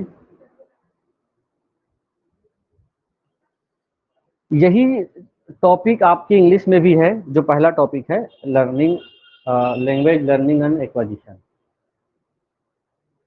ये क्या था, देखिए, अति सामान्यीकरण का मतलब होता है भाषा सीखते समय बच्चा व्याकरण के नियमों को हर जगह लागू करने लग जाता है। जैसे जैसे आपने हिंदी सीखा वैसे ही आप अंग्रेजी सीखना होगा आपको, है ना।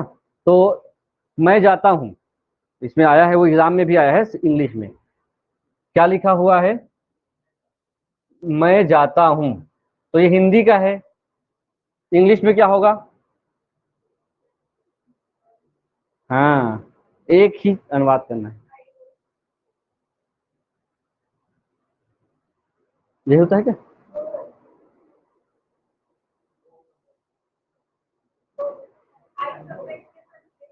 बताइए, जल्दी बताइए।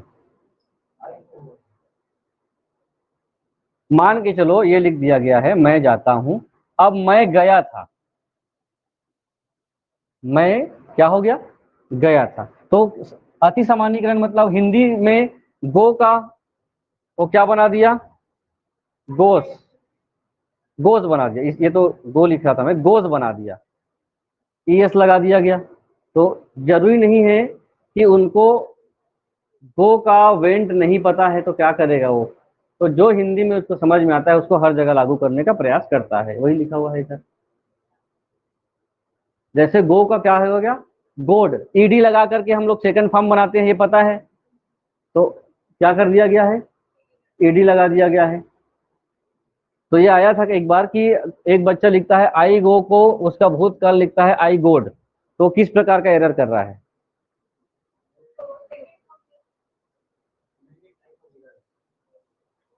हाँ,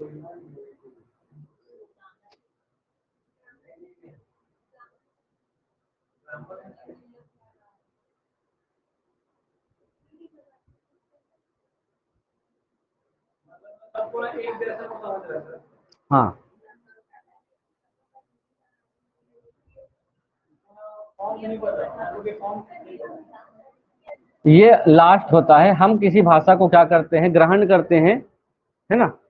स्किल अभी आएगा, अंग्रेजी में यही चीज आएगा, रिसेप्टिव स्किल किसको कहते हैं, रिसेप्टिव लैंग्वेज किसको कहते हैं, उसके बाद एक्सप्रेसिव लैंग्वेज किसको कहते हैं। तो जितना आप सुनते हैं उतना ही आप क्या करते हैं, व्यक्त करते हैं। तो हमेशा क्या होता है, इसमें बच्चों की जो ग्रहणशील भाषा होती है, हमेशा उसकी अभिव्यंजना भाषा के क्या होता है, अपोजिट कॉन्सेप्ट को लेकर वो चलता रहता है। 4 स्किल हमने अभी पढ़ेंगे। भाषा के 4 स्किल कौन कौन से होते हैं, LS RW। तो इसमें से आप लोगों को बताना है कौन सा आपको ग्राह्य कौशल है, कौन सा अभिव्यंजना कौशल है। हिंदी में ऐसे ही आता है, अभिव्यंजना किसको कहेंगे, तो एक्सप्रेस करेंगे आप, है ना। तो आप जब बोलते हैं तब अपने बातों को व्यक्त करते हैं, और जब लिखते हैं तब अपनी बातों को व्यक्त करते हैं। ग्रहण कब कर रहे होते हैं किसी चीज को, सुनकर ग्रहण करते हैं और पढ़कर अपने जीवन में ग्रहण करते हैं। तो दोनों ग्राह्य भाषा के रूप में होगा, और ये दोनों ये, ठीक। तो एक टॉपिक था जिसको हमने थोड़ा सा देखा है। आगे पेडागोजी का जो 2-3 और हिस्सा है, क्योंकि वेटेज कितना होगा, 3 यूनिट है तो 3 प्रश्न तो बनेंगे ही, ठीक है। 15 नंबर में 3 है तो 6 प्रश्न। अब पठित गद्यांश को भी शामिल किया जाएगा, तो उस हिसाब से ध्यान देंगे।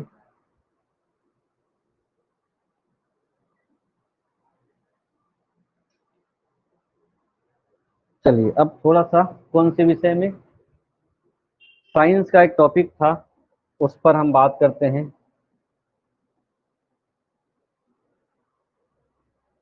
यहाँ पर होगा पाचन तंत्र।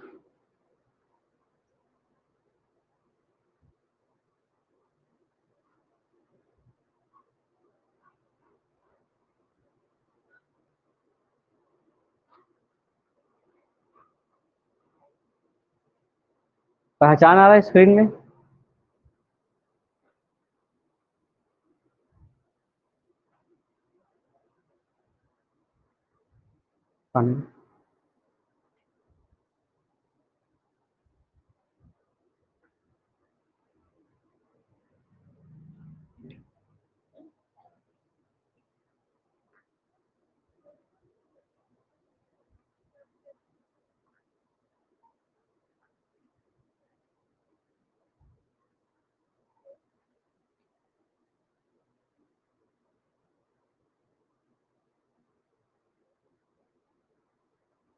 साइंस का एक टॉपिक है जिसपे लिखा हुआ है शरीर के विभिन्न अंग और उस अंग तंत्र।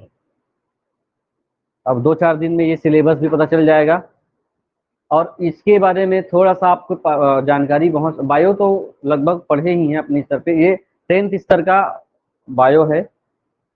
पाचन तंत्र किसको कहेंगे, कैसे पाचन होता है। तो भोजन करना पाचन है क्या,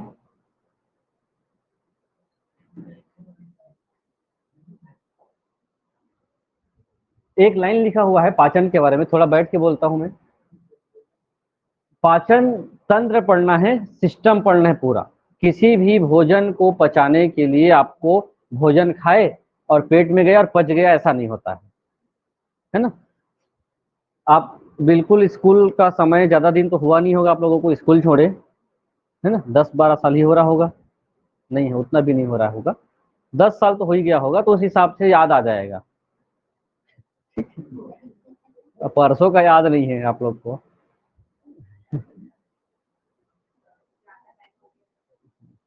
फिर भी उस समय आप पढ़ते थे, रटते थे, साल भर तो इसी को पढ़ना है, 1 साल पढ़ना है ना। 1 साल पढ़ना होता था, तो चीजें त्रैमासिक में, अर्धवार्षिक में, वार्षिक में, बीच बीच में टीचरों की तरफ पूछा जाता था। तो पहला एक लाइन होता है पाचन क्या है, तो पाचन दो प्रकार की क्रियाएं होती है हमारे लिए, वो भौतिक अभिक्रिया भी होता है और रासायनिक अभिक्रिया भी होता है। तो एक रूपरेखा समझे, हमने इस सिस्टम को पूरा पाचन तंत्र को पढ़ना होगा। समझ गया? तो पाचन तंत्र में पहले ही ध्यान रखें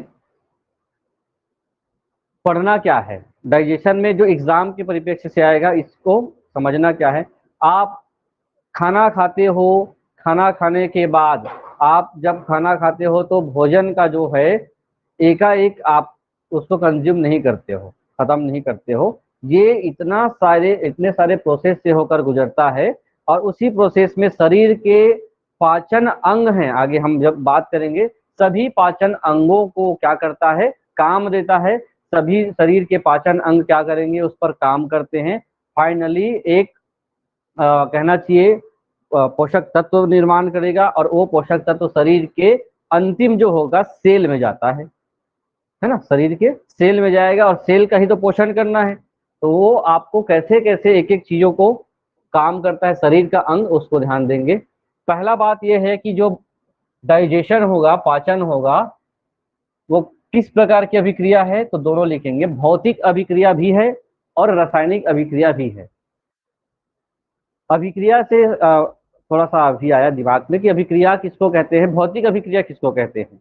जब हम भौतिक अभिक्रिया की बात करते हैं तो हम ऐसे चीजें जिसका हम वापस वो प्रोडक्ट प्राप्त कर सकते हैं, ठीक है, भौतिक अभिक्रिया। अब उस पर एक आता है उत्क्रमणीय अभिक्रिया किसको कहते हैं, अनुत्क्रमणीय अभिक्रिया किसको कहते हैं, है ना। तो भौतिक अभिक्रिया क्या होगा,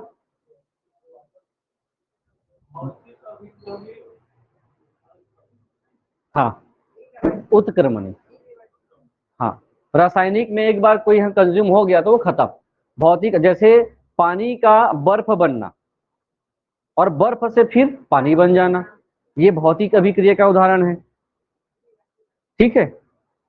उसके बाद मान के चलो दिया को जलाकर, मोमबत्ती को जलाकर छोड़ देना, मोमबत्ती पिघल गया और वापस मोमबत्ती, तो मोमबत्ती का जलना एक, मोमबत्ती का खत्म होना रासायनिक अभिक्रिया है और उस पर लाइट देता है वो प्रकाश। खैर ऊर्जा का बात अलग है, वो ऊर्जा में आता है रासायनिक अभिक्रिया, ठीक।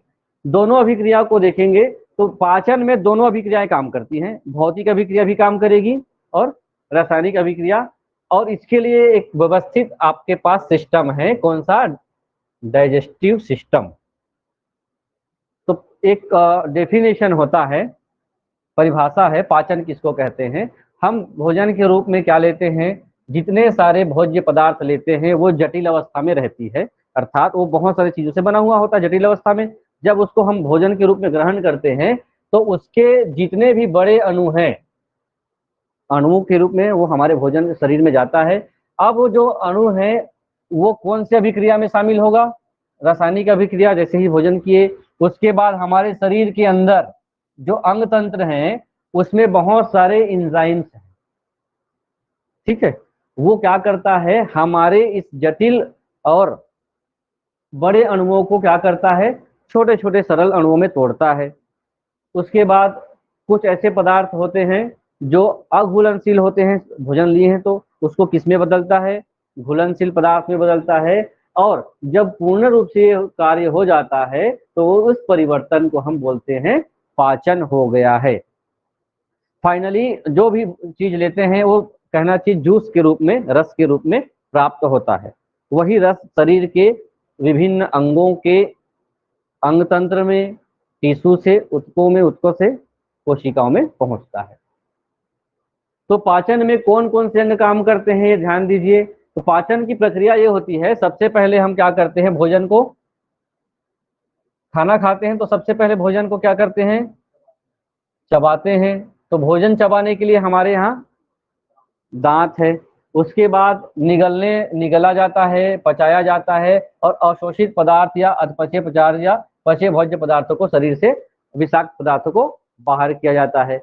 इन सब को एक सिस्टमेटिक ढंग से आहार नाल या पाचन नली के माध्यम से भी संपन्न किया जाता है। एक इमेज दिखेंगे आपको, उसको समझना होगा कैसे कैसे हमारे शरीर के अंग काम करते हैं, और आपको इस अंगों के और इस अंगों के कार्य को समझना होगा।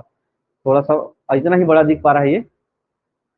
अभी हम लोग बात करेंगे किसके बारे में, भोजन जिसको हम ग्रहण करते हैं मुख, उसके बाद शरीर का दूसरा जो भोजन गले के से नीचे उतरता है जिसको हम लोग कहते हैं ग्रसनी। ग्रसनी के बाद आता है ग्रास नली, अमाशय तक रहता है, लिरिक्स यहाँ ग्रसनी नाक यहाँ से।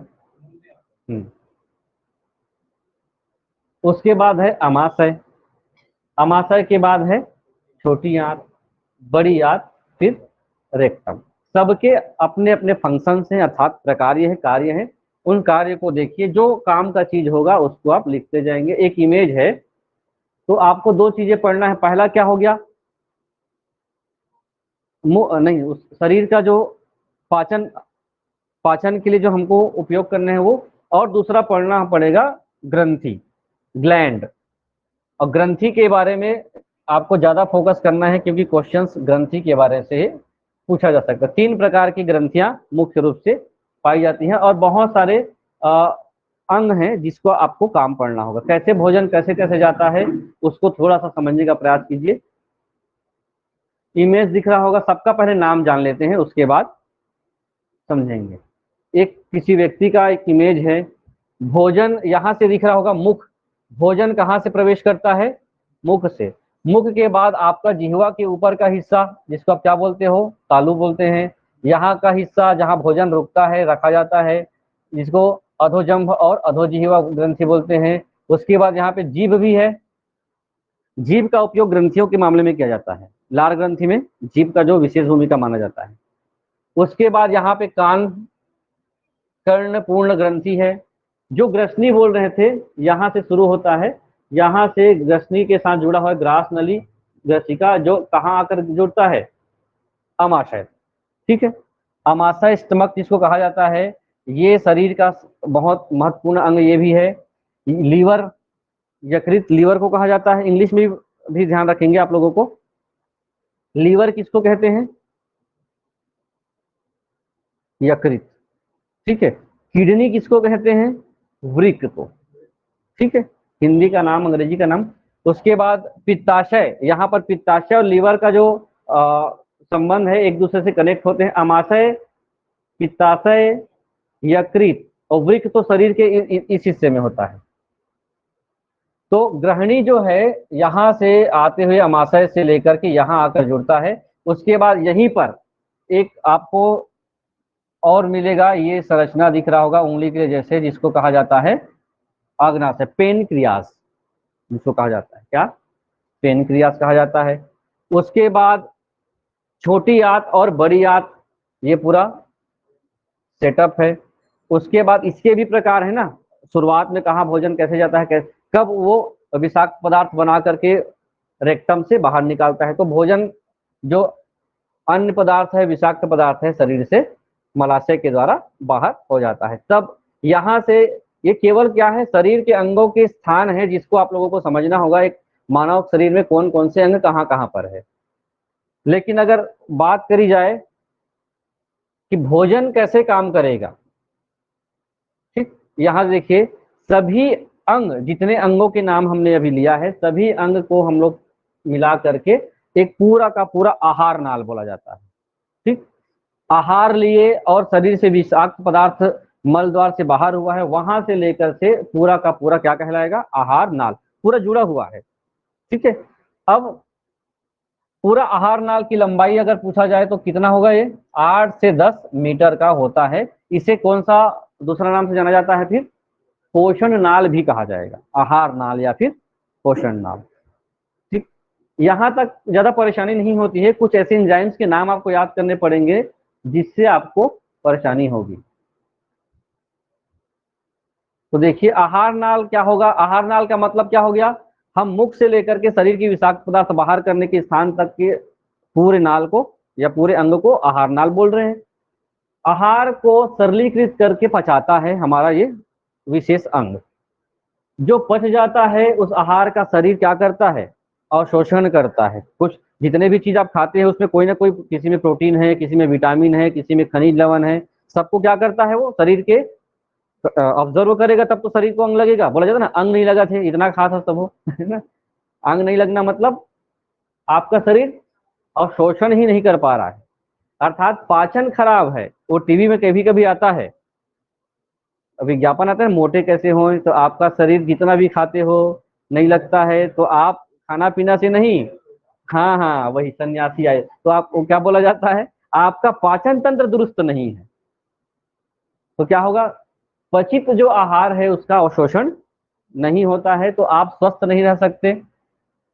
तो कोई भी भोजन पूरे आहार नाल में यहाँ से लेकर के एंट्री से एग्जिट तक आप क्या करते हैं, पूरा आहार नाल को समझते हैं। तो ये बात क्या कही जा रही है, पाचन काम को करने के लिए आहार नाल में जितने भी आपको ग्रंथि मिलेंगी, बहुत सारे ग्लैंड मिलेंगे, जैसे गले में, गले की ग्रंथि है, कौन सी ग्रंथि, हाँ थायराइड ग्रंथि, ये आहार नाल का कोई कनेक्शन नहीं इसका, वो अलग ग्रंथि। इसको थायराइड ग्रंथि को कौन सी ग्रंथि कहते हैं, नियंत्रण और समन्वय का काम करता है, हार्मोनल जो बैलेंस है उसको बना करके थायराइड ग्रंथि रोक के रखता है, ठीक है।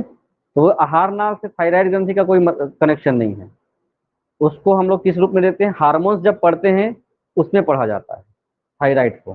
कौन सा हार्मोन्स उत्सर्जित करता है थायराइड ग्रंथि, थायरॉक्सिन, ठीक है। अगर अब उसका सोर्स भी क्या है, हाँ कौन सा नमक, शुद्ध आयोडीन। तो नमक नहीं बोल सकते, आयोडीन बोला जाता है सोर्स, नमक में सबसे ज्यादा होता है, हाँ आयोडीन होना चाहिए उसमें, जिसमें भी NaCl है। अब ये देखिए पूरा प्रोसेस लिखा हुआ है, जल्दी समझेंगे, समय रुक गया है क्या। पाचन काम करने के लिए आहार नाल में, आप लोगों को कुछ समझ में आ रहा है कि नहीं आ रहा है भाई बताइए। मैं बहुत सरल भाषा में बताने का प्रयास कर रहा हूं ताकि आपको, 10वीं में सब लोग पढ़े हो और यही प्रश्न आएगा, नहीं पढ़े हैं तो आहार नाल से आने वाली जितने ग्रंथियां हैं या अन्य जगह पर जितने भी ग्रंथियां हैं, सबके द्वारा पाचक रस रिलीज होता है, ठीक है। हमारा ग्रंथि का काम होगा, दो पढ़ेंगे, आहार नाल के बारे में पढ़ेंगे और ग्रंथियां पढ़ेंगे। आहार नाल मुख से लेकर के भोजन को बाहर निकालने तक का पूरा अंग आहार नाल का सिस्टम है, और शरीर के अंदर पहले से ग्रंथियां सेट है।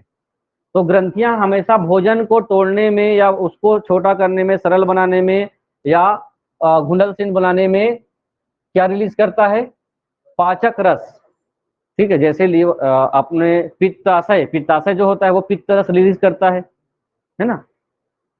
ये पाचक रस क्या करेंगे, यही रासायनिक अभिक्रिया होगा उसमें, भोजन को तोड़ेंगे, और तोड़ने के बाद जब वो लिक्विड फॉर्म में आ जाता है तो शरीर के अन्य जगह पर वो पहुंचाता है। पाचित भोजन रस कई घटक पाए जाते हैं, जिसमें कई में प्रोटीन, कार्बोहाइड्रेट, वसा, खनिज लवण, विटामिन या वाटर।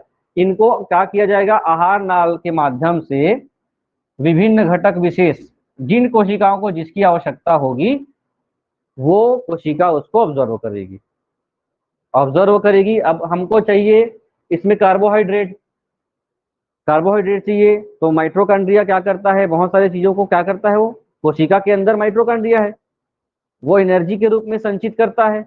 खाओगे तब तो उसको अच्छे से पचेगा, तब वो रस बनेगा और जाएगा, वो कहाँ जाएगा, कोशिका में, कोशिका में के अंदर माइटोकॉन्ड्रिया है उसमें जाएगा। प्रोटीन बनेगा, तो प्रोटीन को कौन लेके बैठा रहता है, कोशिका के अंदर ऐसा क्या है जो प्रोटीन का निर्माण करता है, उसको स्टोर करता है, प्रोटीन का कारखाना राइबोसोम। अब आप लोगों को मेरे स्कूल जैसा व्यवहार करना पड़ेगा, डंडा लेके से घूमना पड़ेगा, याद करिए भाई ना, पूरा का पूरा समय आप लोगों का बर्बाद हो जाएगा नहीं तो। ठीक, कनेक्शन जोड़िए, कभी पढ़ते हैं तो आप थोड़ा सा दिमाग पे जोड़ दीजिए।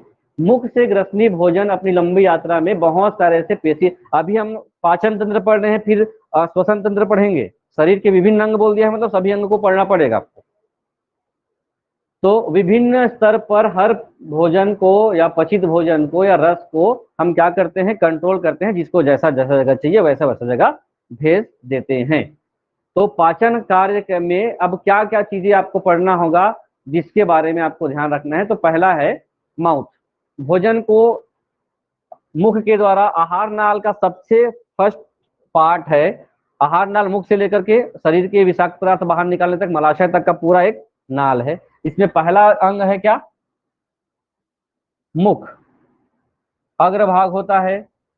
जब मुख गुहा खुलता है तो आप देखिए कैसे खुलता है आपका मुख, एक कटोरे के आकार में खुलता है जिससे आप भोजन को प्रवेश कराते हो। ऊपर कठोर और नीचे कोमल तालु होता है। तालु दो होते हैं, ऊपर और नीचे। मुख की विशेषता यह है कि आपके मुख में क्या पाए जाते हैं? जिह्वा और दांत, दो ही चीजें पाई जाएंगी, जिह्वा और दांत। जीभ की स्थिति क्या है? जीभ की स्थिति है कि ये पूरे मांसपेशियों से बनी होती है। एक ऐसा अंग है हमारे मुख का, एक ऐसा भाग है। इसका सबसे प्रमुख काम होता है भोजन को क्या करना? तोड़ना। आप जब दांत का उपयोग करते हो तो ये भोजन को एक स्थान से दूसरे स्थान मुख के चारों ओर लेकर वो जाता है। अर्थात भोजन चबाते समय वो इधर उधर करने में, भोजन को मुख से आहार नाल के नीचे धकेलने में किसका? जीभ की भूमिका महत्वपूर्ण होती है। ठीक है। कुछ दानेदार उभार जीभ में होते हैं जो स्वादांकुर कहलाते हैं। आपको ये भी पता होना चाहिए, एक व्यक्ति के जीभ में जो स्थिति ये होती है, ये जीभ है किसी का, ये किसी का जीभ, काली माता का जीभ नहीं है, ये आप ही लोगों का जीभ है। तो जीभ के अलग अलग हिस्से में अलग अलग स्वाद आपको आता है, ये भी पढ़े होंगे आपको, है ना। आप अपने जीभ में तीखापन यही महसूस कर सकते हो, कहीं नहीं महसूस कर सकते। हाँ, आप यहाँ लास्ट में मिर्ची चाबिए, आपको कभी कड़वा नहीं, तीखा नहीं लगेगा। ठीक है, ये इसका विशेषता है। लाया जाए क्या? ठीक। जीभ के इधर, नीचे जीभ है, उसके इधर और इधर भाग में खट्टेपन का एहसास होता है, और कहीं खट्टापन महसूस नहीं होगा। मीठापन का एहसास जीभ के बीचों बीच होता है। कड़वापन का एहसास एकदम लास्ट में होता है। ये जीभ की विशेषता है, और जीभ ऐसे ही नहीं पढ़ा जाता है। ये देखिए, मीठा एहसास होना, ये तो जगह लिखा नहीं है, नमकीन का एहसास होना, कसैला लगना, सभी का अनुभव कौन करता है? जीभ, और सबका एक विशेष स्थान है।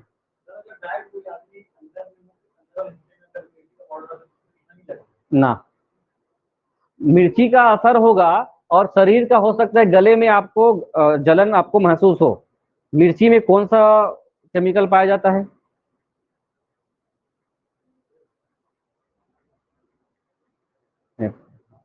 यही सामान्य ज्ञान है, मैं बार बार आप लोगों को रोज जैसे बोलूंगा। मिर्ची में तीखा लगने का कारण क्या है? क्या पाया जाना? कौन से कारण से मिर्ची का तीखापन लगता है? देखिए, शायद कैप्सिन होगा, है? तो क्या है, अब प्रश्न अचानक आता है तो उत्तर भी ऐसी थोड़ी कि मैं सब सर्वज्ञाता हूं। आगे देखेंगे। उसके बाद आपकी स्थिति आती है दांतों की। ठीक है, दांतों के बारे में भी ये है कि इसके बारे में भी प्रश्न पूछा जाता है कि आपके जो दांत 32 दांत है वो कैसे कैसे सेट है। हाँ, थोड़ा सा फर्क हो गया, वही है, कैप्सिन बोल दिया था, कैप्साइसिन। दांत कितने प्रकार के होंगे? 4 प्रकार के होते हैं, लेकिन 32 होते हैं। यह भी ध्यान रखें, प्रश्न पूछा जाएगा दांत कितने प्रकार, वैरायटी कितने हैं, तो 4 प्रकार की स्थितियां होती है दांत का। जो आपके सामने में जो दांत होता है, जो जन्म के सबसे पहले यही दांत आता है बच्चों का। ठीक है, चूहा का जो आता है ना दांत, चूहे का जब सामने का दांत रहता है, उसी को हम लोग क्या बोलते हैं? कृंतक। ये सबसे आगे के दांत होते हैं जो कुतरने और काटने के काम आते हैं। बच्चे का जो उम्र जब 6 महीने का होता है तो यही दांत हम कौन से दांत के रूप में जानते हैं? दूध के दांत। ऊपर दूध के दांत और स्थायी दांत के बारे में कुछ लिखा हुआ है। जैसे कि मुंह की संरचना में आप क्या बोलते हो? मसूड़ा जिसको कहते हैं। मसूड़े और दांत की स्थिति को एक नाम दिया जाता है, क्या? गर्तदंती। मानव में द्विबार दंती दांत व्यवस्था पाई जाती है, अर्थात जीवन में 2 प्रकार के दांत आते हैं। द्विबार आता है, 2 बार आता है। एक होता है अस्थायी दूसरा होता है स्थायी दांत। कृंतक समझ में आ गया, सामने के जो दांत होते हैं उसको क्या कहा जाता है, कृंतक। रत्नक क्या होता है, जैसे ही आप लोग सामने के बाद उसके एक नुकीला नुकीला आपके देखे होंगे, नुकीला संरचना, ये स्थिति है, ये कौन सा दांत हो गया, कैनिनेस, रत्नक बोलते हैं। ठीक है, ये हमेशा, जैसे आपको गन्ना खाना होगा तो गन्ना खाना होगा तो आप कृंतक से गन्ना नहीं खा सकते, खा के देखेंगे, उपलब्ध करा दिया जाएगा सब। आप किसका उपयोग करते हैं, आपके लिए विशेष दांत चिरने फाड़ने के लिए बना हुआ है, अर्थात साइड वाला, उससे से आप क्या करेंगे, उसको चिरेंगे फाड़ेंगे। ये जबड़े में कितने होते हैं, दो दो होते हैं। मांसाहारी पशुओं में ज्यादा विकसित होते हैं क्योंकि वो जो भोजन करते हैं अधिकतर उसी दांतों का उपयोग करते हैं, इसी कारण से। फिर आता है दो प्रीमोलर और मोलर, जिसको हम लोग हिंदी में बोलते हैं अग्रचर्वणक और चर्वणक। यही जो होता है भोजन को चबाने में सहायक होते हैं। अब फिर से देखें, ये जो हो गया आपके सामने के दांत, फिर तोड़ने वाले हो गए, उसके बाद नीचे में या ऊपर में दाढ़ा के जस्ट पहले इमेज होगा शायद, लग रहा है इसमें इमेज था।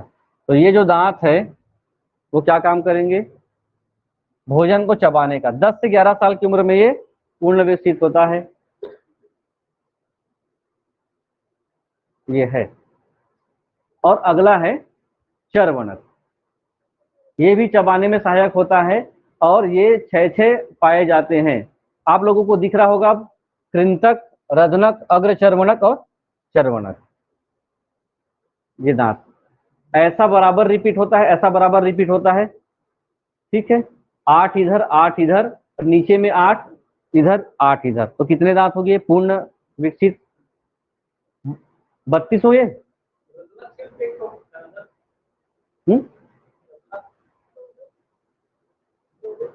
इधर एक इधर एक इधर एक इधर एक, 4 है ना। तो एक फार्मूला है, ये फार्मूला बोल सकते हैं कि इधर इसका फार्मूला भी आता था, लोग याद भी करते थे, है ना। जैसे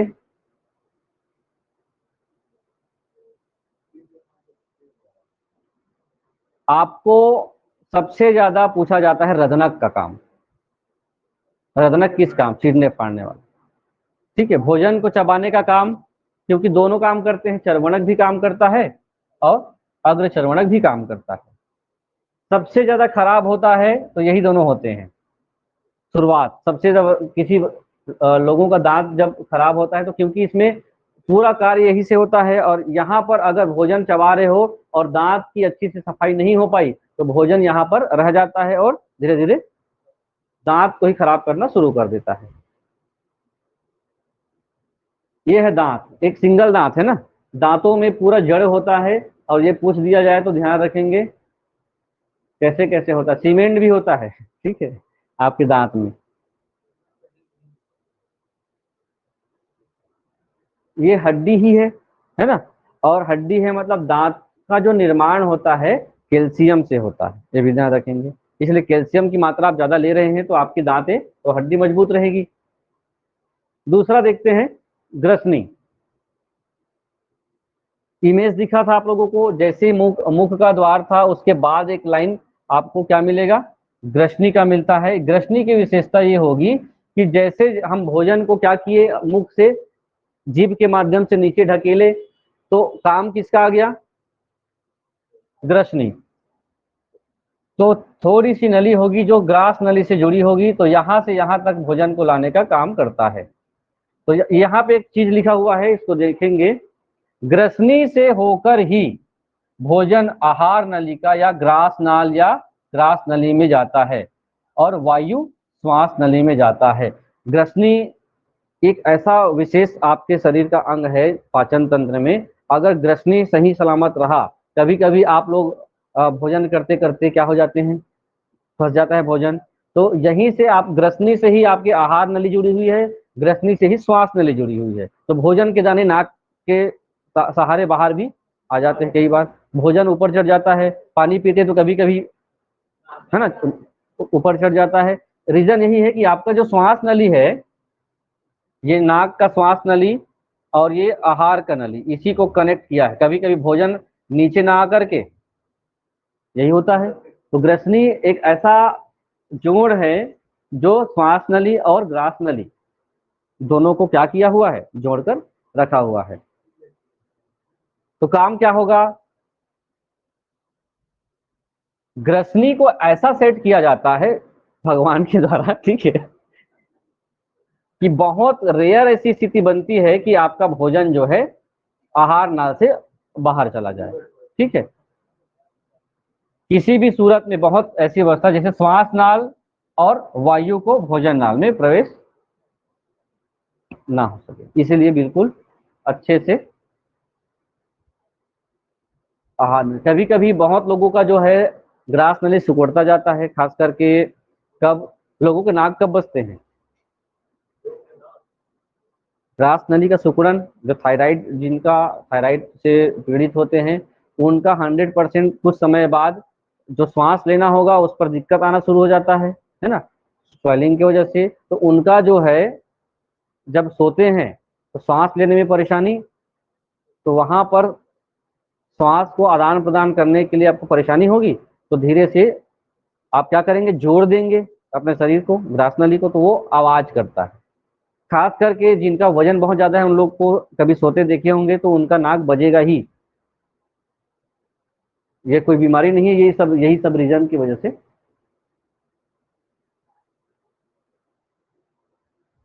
चलिए ग्रास नली को देखते हैं। इसके 3 भाग हैं, ये ज्यादा डिटेल में पढ़ना होगा तो ग्रास, नासाग्रसनी, मुख ग्रसनी और कंठ ग्रसनी, या फिर हम लोग क्या बोलते हैं, हाइपोफ्रेनिक्स।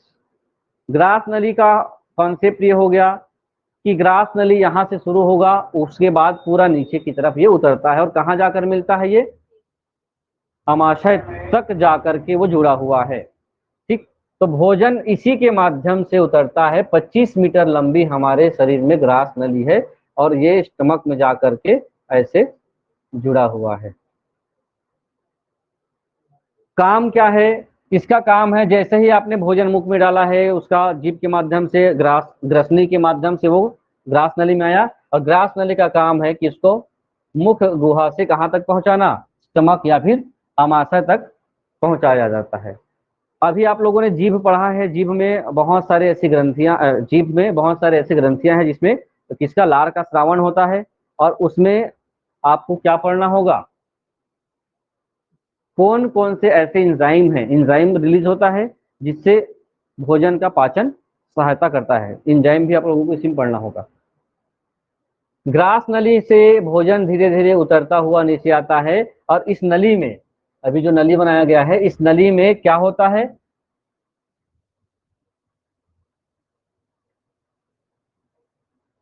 ग्रंथि, हर ग्रंथि में कोई ना कोई क्या होगा, रस रिलीज होगा।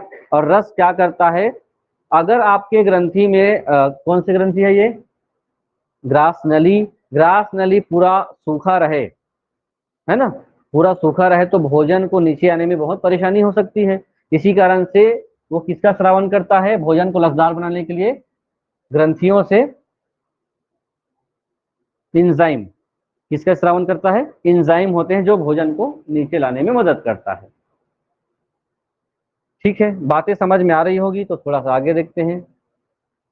भोजन को कहां से कहां तक पहुंचाता है, आमाशय तक पहुंचाता है, कौन, ग्रास नली। अब ये एक शब्द लिखा हुआ है क्रमाकुंचन,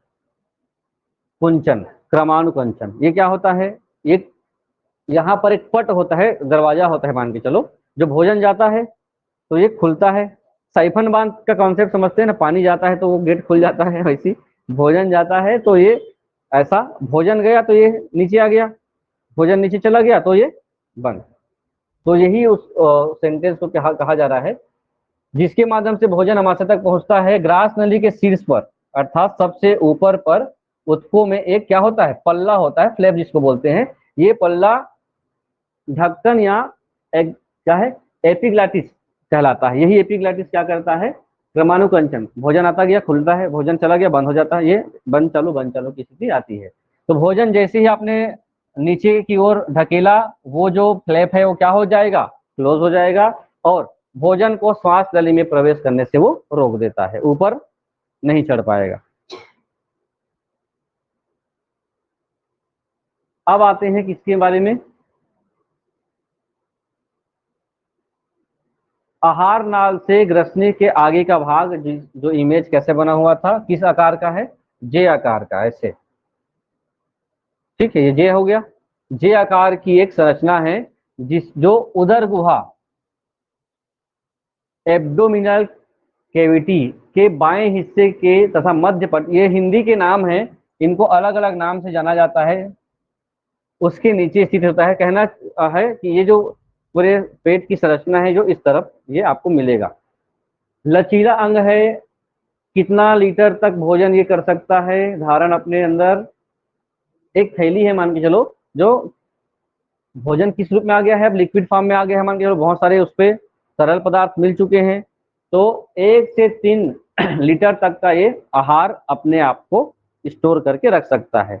अभी तक हमने जितना भी बात अभी पढ़ा है वो भौतिक प्रक्रिया ही हो रही है, भोजन को हम जिस रूप में ग्रहण किए हैं वो उसी रूप में आकर के यहाँ पे रुका हुआ है, ठीक है। अभी तक कोई भी रिएक्शन नहीं हुआ है। एक रिएक्शन ये हुआ है, एक अभिक्रिया ये हुई है कि जो ग्रास नली है उसमें कुछ एंजाइम होते हैं जो भोजन को क्या करता है, लिक्विड फॉर्म लसदार बनाता है, लसलसा बनाता है, जो नीचे आने में मदद करता है, ठीक। तो जे फॉर्म का ये स्थिति देखिए, इसके 3 भाग होते हैं, यहीं से क्या जुड़ा हुआ है, भोजन आता है, उसके बाद हाँ जठरागम जिसको कहते हैं, यहीं से भोजन, कितना कैपेसिटी है इसका, 3 लीटर। अलग अलग नाम है, अलग अलग काम है।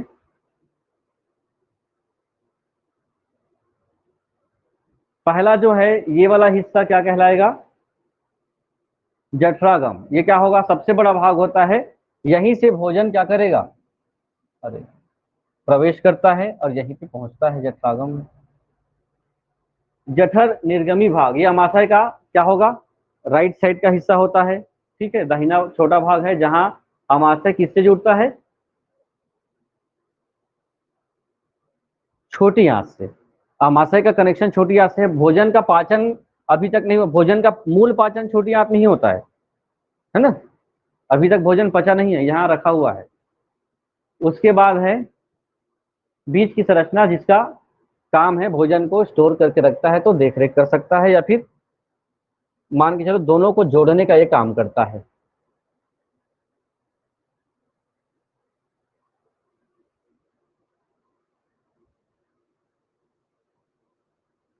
ये पार्ट्स आप पढ़ सकते हैं कि कौन कौन से भाग किसको किसको जोड़ता है, किसको किसको अलग करता है। सब्जेक्ट के हिसाब से आप पढ़ना होगा तो सब्जेक्ट वाले आप बिल्कुल पढ़ेंगे, छोड़ेंगे नहीं किसी को, है ना। आप सामान्य अध्ययन के हिसाब से तो पढ़ना ही है, साइंस का कुछ हिस्सा पढ़ा ही जा रहा है आप लोगों का, तो जो आपको एक सामान्य ज्ञान में पढ़ना होगा वो अलग है, इसमें जो बेसिक जानकारी मिल रही है वो सामान्य ज्ञान का हिस्सा है। जैसे अभी विशेष जानकारी, ये अलग अलग नाम आ रहे हैं ना, ये आपको साइंस सब्जेक्ट के हिसाब से बिल्कुल पढ़ना होगा। जैसे मैंने बोल दिया कि भोजन का पाचन कहाँ होता है, तो शरीर के, ये सामान्य ज्ञान है, भोजन का पाचन शरीर के छोटी आंत में होता है।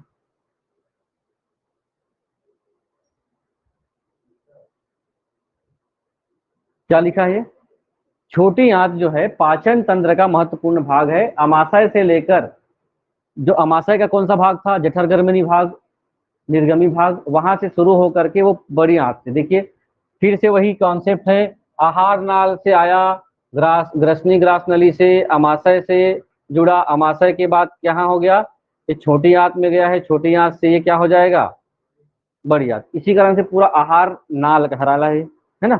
अभी यहाँ से अमाशय से कहाँ चला गया है, छोटी आंत में। छोटी आंत में ही क्या होता है, इस अंग के द्वारा ही भोजन का सबसे ज्यादा पाचन होता है और यहीं से उनका अवशोषण शुरू होता है। 3 भाग होते हैं, तीनों भागों को लगातार ये पूछा जाता है, जिसको अंग्रेजी में भी आप लोगों को पूछा जाता है तो अंग्रेजी में लिखा जाता है, डियोडीनम या डियोडोनम या ग्रहणी कहा जाता है। अमाशय से जो कनेक्ट है यहाँ से, वो फर्स्ट भाग है, यही आप लोगों को ग्रहणी कहलाएगा। छोटी आंत का पहला भाग ये कहलाता है। और यहीं पर हमारे शरीर में बहुत सारे ऐसे ग्रंथियां हैं जो क्या रिलीज कर रहे हैं, ग्रंथियां एंजाइम रिलीज कर रहे हैं, है ना। कौन कौन सी ग्रंथि देखे हैं अभी, पेनक्रियास एक ग्रंथि है, यकृत एक ग्रंथि है, उन अपने अपने हिसाब से एंजाइम रिलीज कर रहे हैं। तो उनके माध्यम से ये जो भोजन है क्या बना रहा है, भोजन को छोटे छोटे अणुओं में तोड़ रहा है। बड़े अणु छोटे अणु में टूट रहे हैं, जटिल अणु सरल अणु में टूट रहे हैं, और जो ठोस थे वो लिक्विड फॉर्म में आ रहे हैं। लिक्विड फॉर्म में जैसे ही आना शुरू हो जाता है फिर वो आगे बढ़ेगा, जहां जहां जिसको जरूरत है वो आगे चलता जाएगा। ठीक, तो यहां से शुरू होता है। उसके बाद जो जिसको हम लोग शुद्रांत कहते हैं, इसको भी ध्यान रखेंगे, इसके दो भाग होते हैं, अग्र और पश्च। तो शुद्रांत का जो सामने का हिस्सा है जेजनम जिसको कहा जाता है, ठीक है, नाम सुने होंगे जेजनम, ये बहुत प्रसिद्ध है, अंग्रेजी में ही पूछा जाता है, ड्यूरोनम, जेजनम, और एक क्या होता है लास्ट, इसको कहा जाता है इलियम। ठीक है, क्या कहा जाता है, इलियम। पहले वाले में क्या होगा, रासायनिक अभिक्रिया होगा, दूसरे वाले में क्या होता है, वही जो रस जो बन करके यहाँ पर ऑब्जर्व होगा, आहार नाल में ये ऑब्जर्व होता है, और अवशोषण का कार्य अलग अलग कोशिकाएं जिनको हमको जरूरत होगा उनके द्वारा ये भेज दिया जाए। तीसरा जो होगा जिसको हम लोग क्या बोलेंगे, शुद्रांत कहते हैं या अंतिम भाग कहते हैं, छोटी आंत का ये तीसरा भाग कहलाता है। छोटी आंत के कितने भाग, 3 भाग, अंग्रेजी का नाम बताएंगे। हाँ, जेजनम और इलियम। ठीक, तो उस भाषा में लिखा, अंग्रेजी का नाम याद करने का फायदा ये है कि अगर हिंदी का भूल गए तो दोनों साइड अंग्रेजी में ही आपको याद है, देवनागरी में भी अंग्रेजी का याद है और अंग्रेजी में अंग्रेजी का भी याद है, तो एग्जाम हॉल में तो पेपर तो दोनों भाषा में मिलेंगे ना। ठीक है, तो यहाँ देखें, यहाँ पर शरीर में हमारे यहाँ पर जो पित्ताशय है उससे कौन सा रस आता है, पित्त रस। उसके साथ साथ विटामिन होंगे, उसका ये ऑब्जर्वेशन करता है, और जो चीजें भोजन के रूप में आधा पचा हुआ है उसको कहाँ भेज देता है, बड़ी आंत में। ठीक है, बड़ी आंत का काम क्या होगा, ये किससे जुड़ा, बड़ी आंत हमेशा इसी इलियम से जुड़ा होता है। ठीक, रिपीट कर रहा हूं मैं, ग्रसनी किससे जुड़ा होगा, ग्रास नली से। ठीक है, ग्रसनी किससे जुड़ा होगा, ग्रास नली किससे जुड़ा होगा, अमाशय से। अमाशय का अंतिम भाग और छोटी आंत का प्रथम भाग का जो संयोजक स्थल है उसको भी पूछा जा सकता है। ठीक, तो इतनी ज्यादा चीजें डिटेल बता रहा हूं मैं, दोनों सामान्य ज्ञान है, विशिष्ट ज्ञान दोनों है, ये सब्जेक्टिव भी है और आपका सिंपल चीज है। बड़ी आंत का काम कुछ नहीं है, जो अपचित भोज्य पदार्थ होते हैं जो नहीं पच पाए होते हैं उसको शरीर से क्या करता है, वो मलाशय के द्वारा शरीर से बाहर निकालने का इसका काम होता है। ये बड़ी आंत का काम है, और बड़ी आंत का काम ज्यादा नहीं पूछा गया है। सबसे ज्यादा काम पूछा जाएगा तो किसको पूछा जाता है, छोटी आंत का काम पूछा जाएगा। इसके भी 3-4 प्रकार हैं जिसको याद रखना होगा, तो ये अंग्रेजी में ही ध्यान रखेंगे, कैल्शियम या कोलन, इसको कोलन कहा जाता है।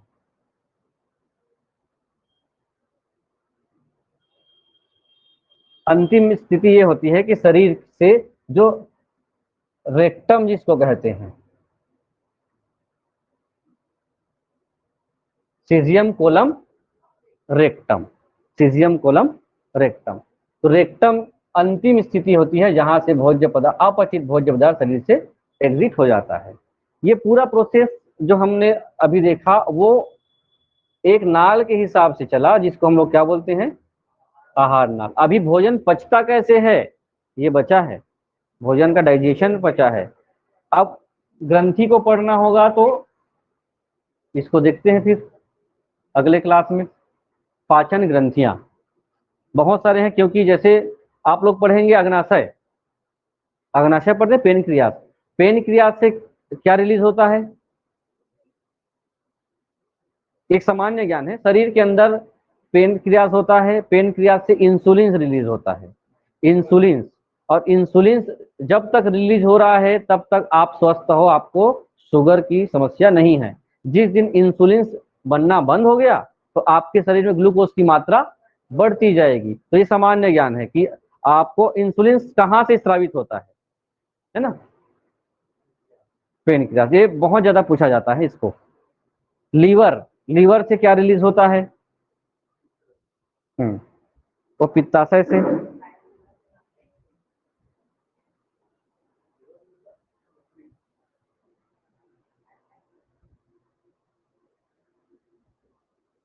चलिए मंडे को मिलते हैं हिंदी का कुछ टॉपिक, और तब तक हो सकता है एक दो दिन में मिडिल स्कूल का भी आ जाए कुछ। चलिए ठीक, गुड।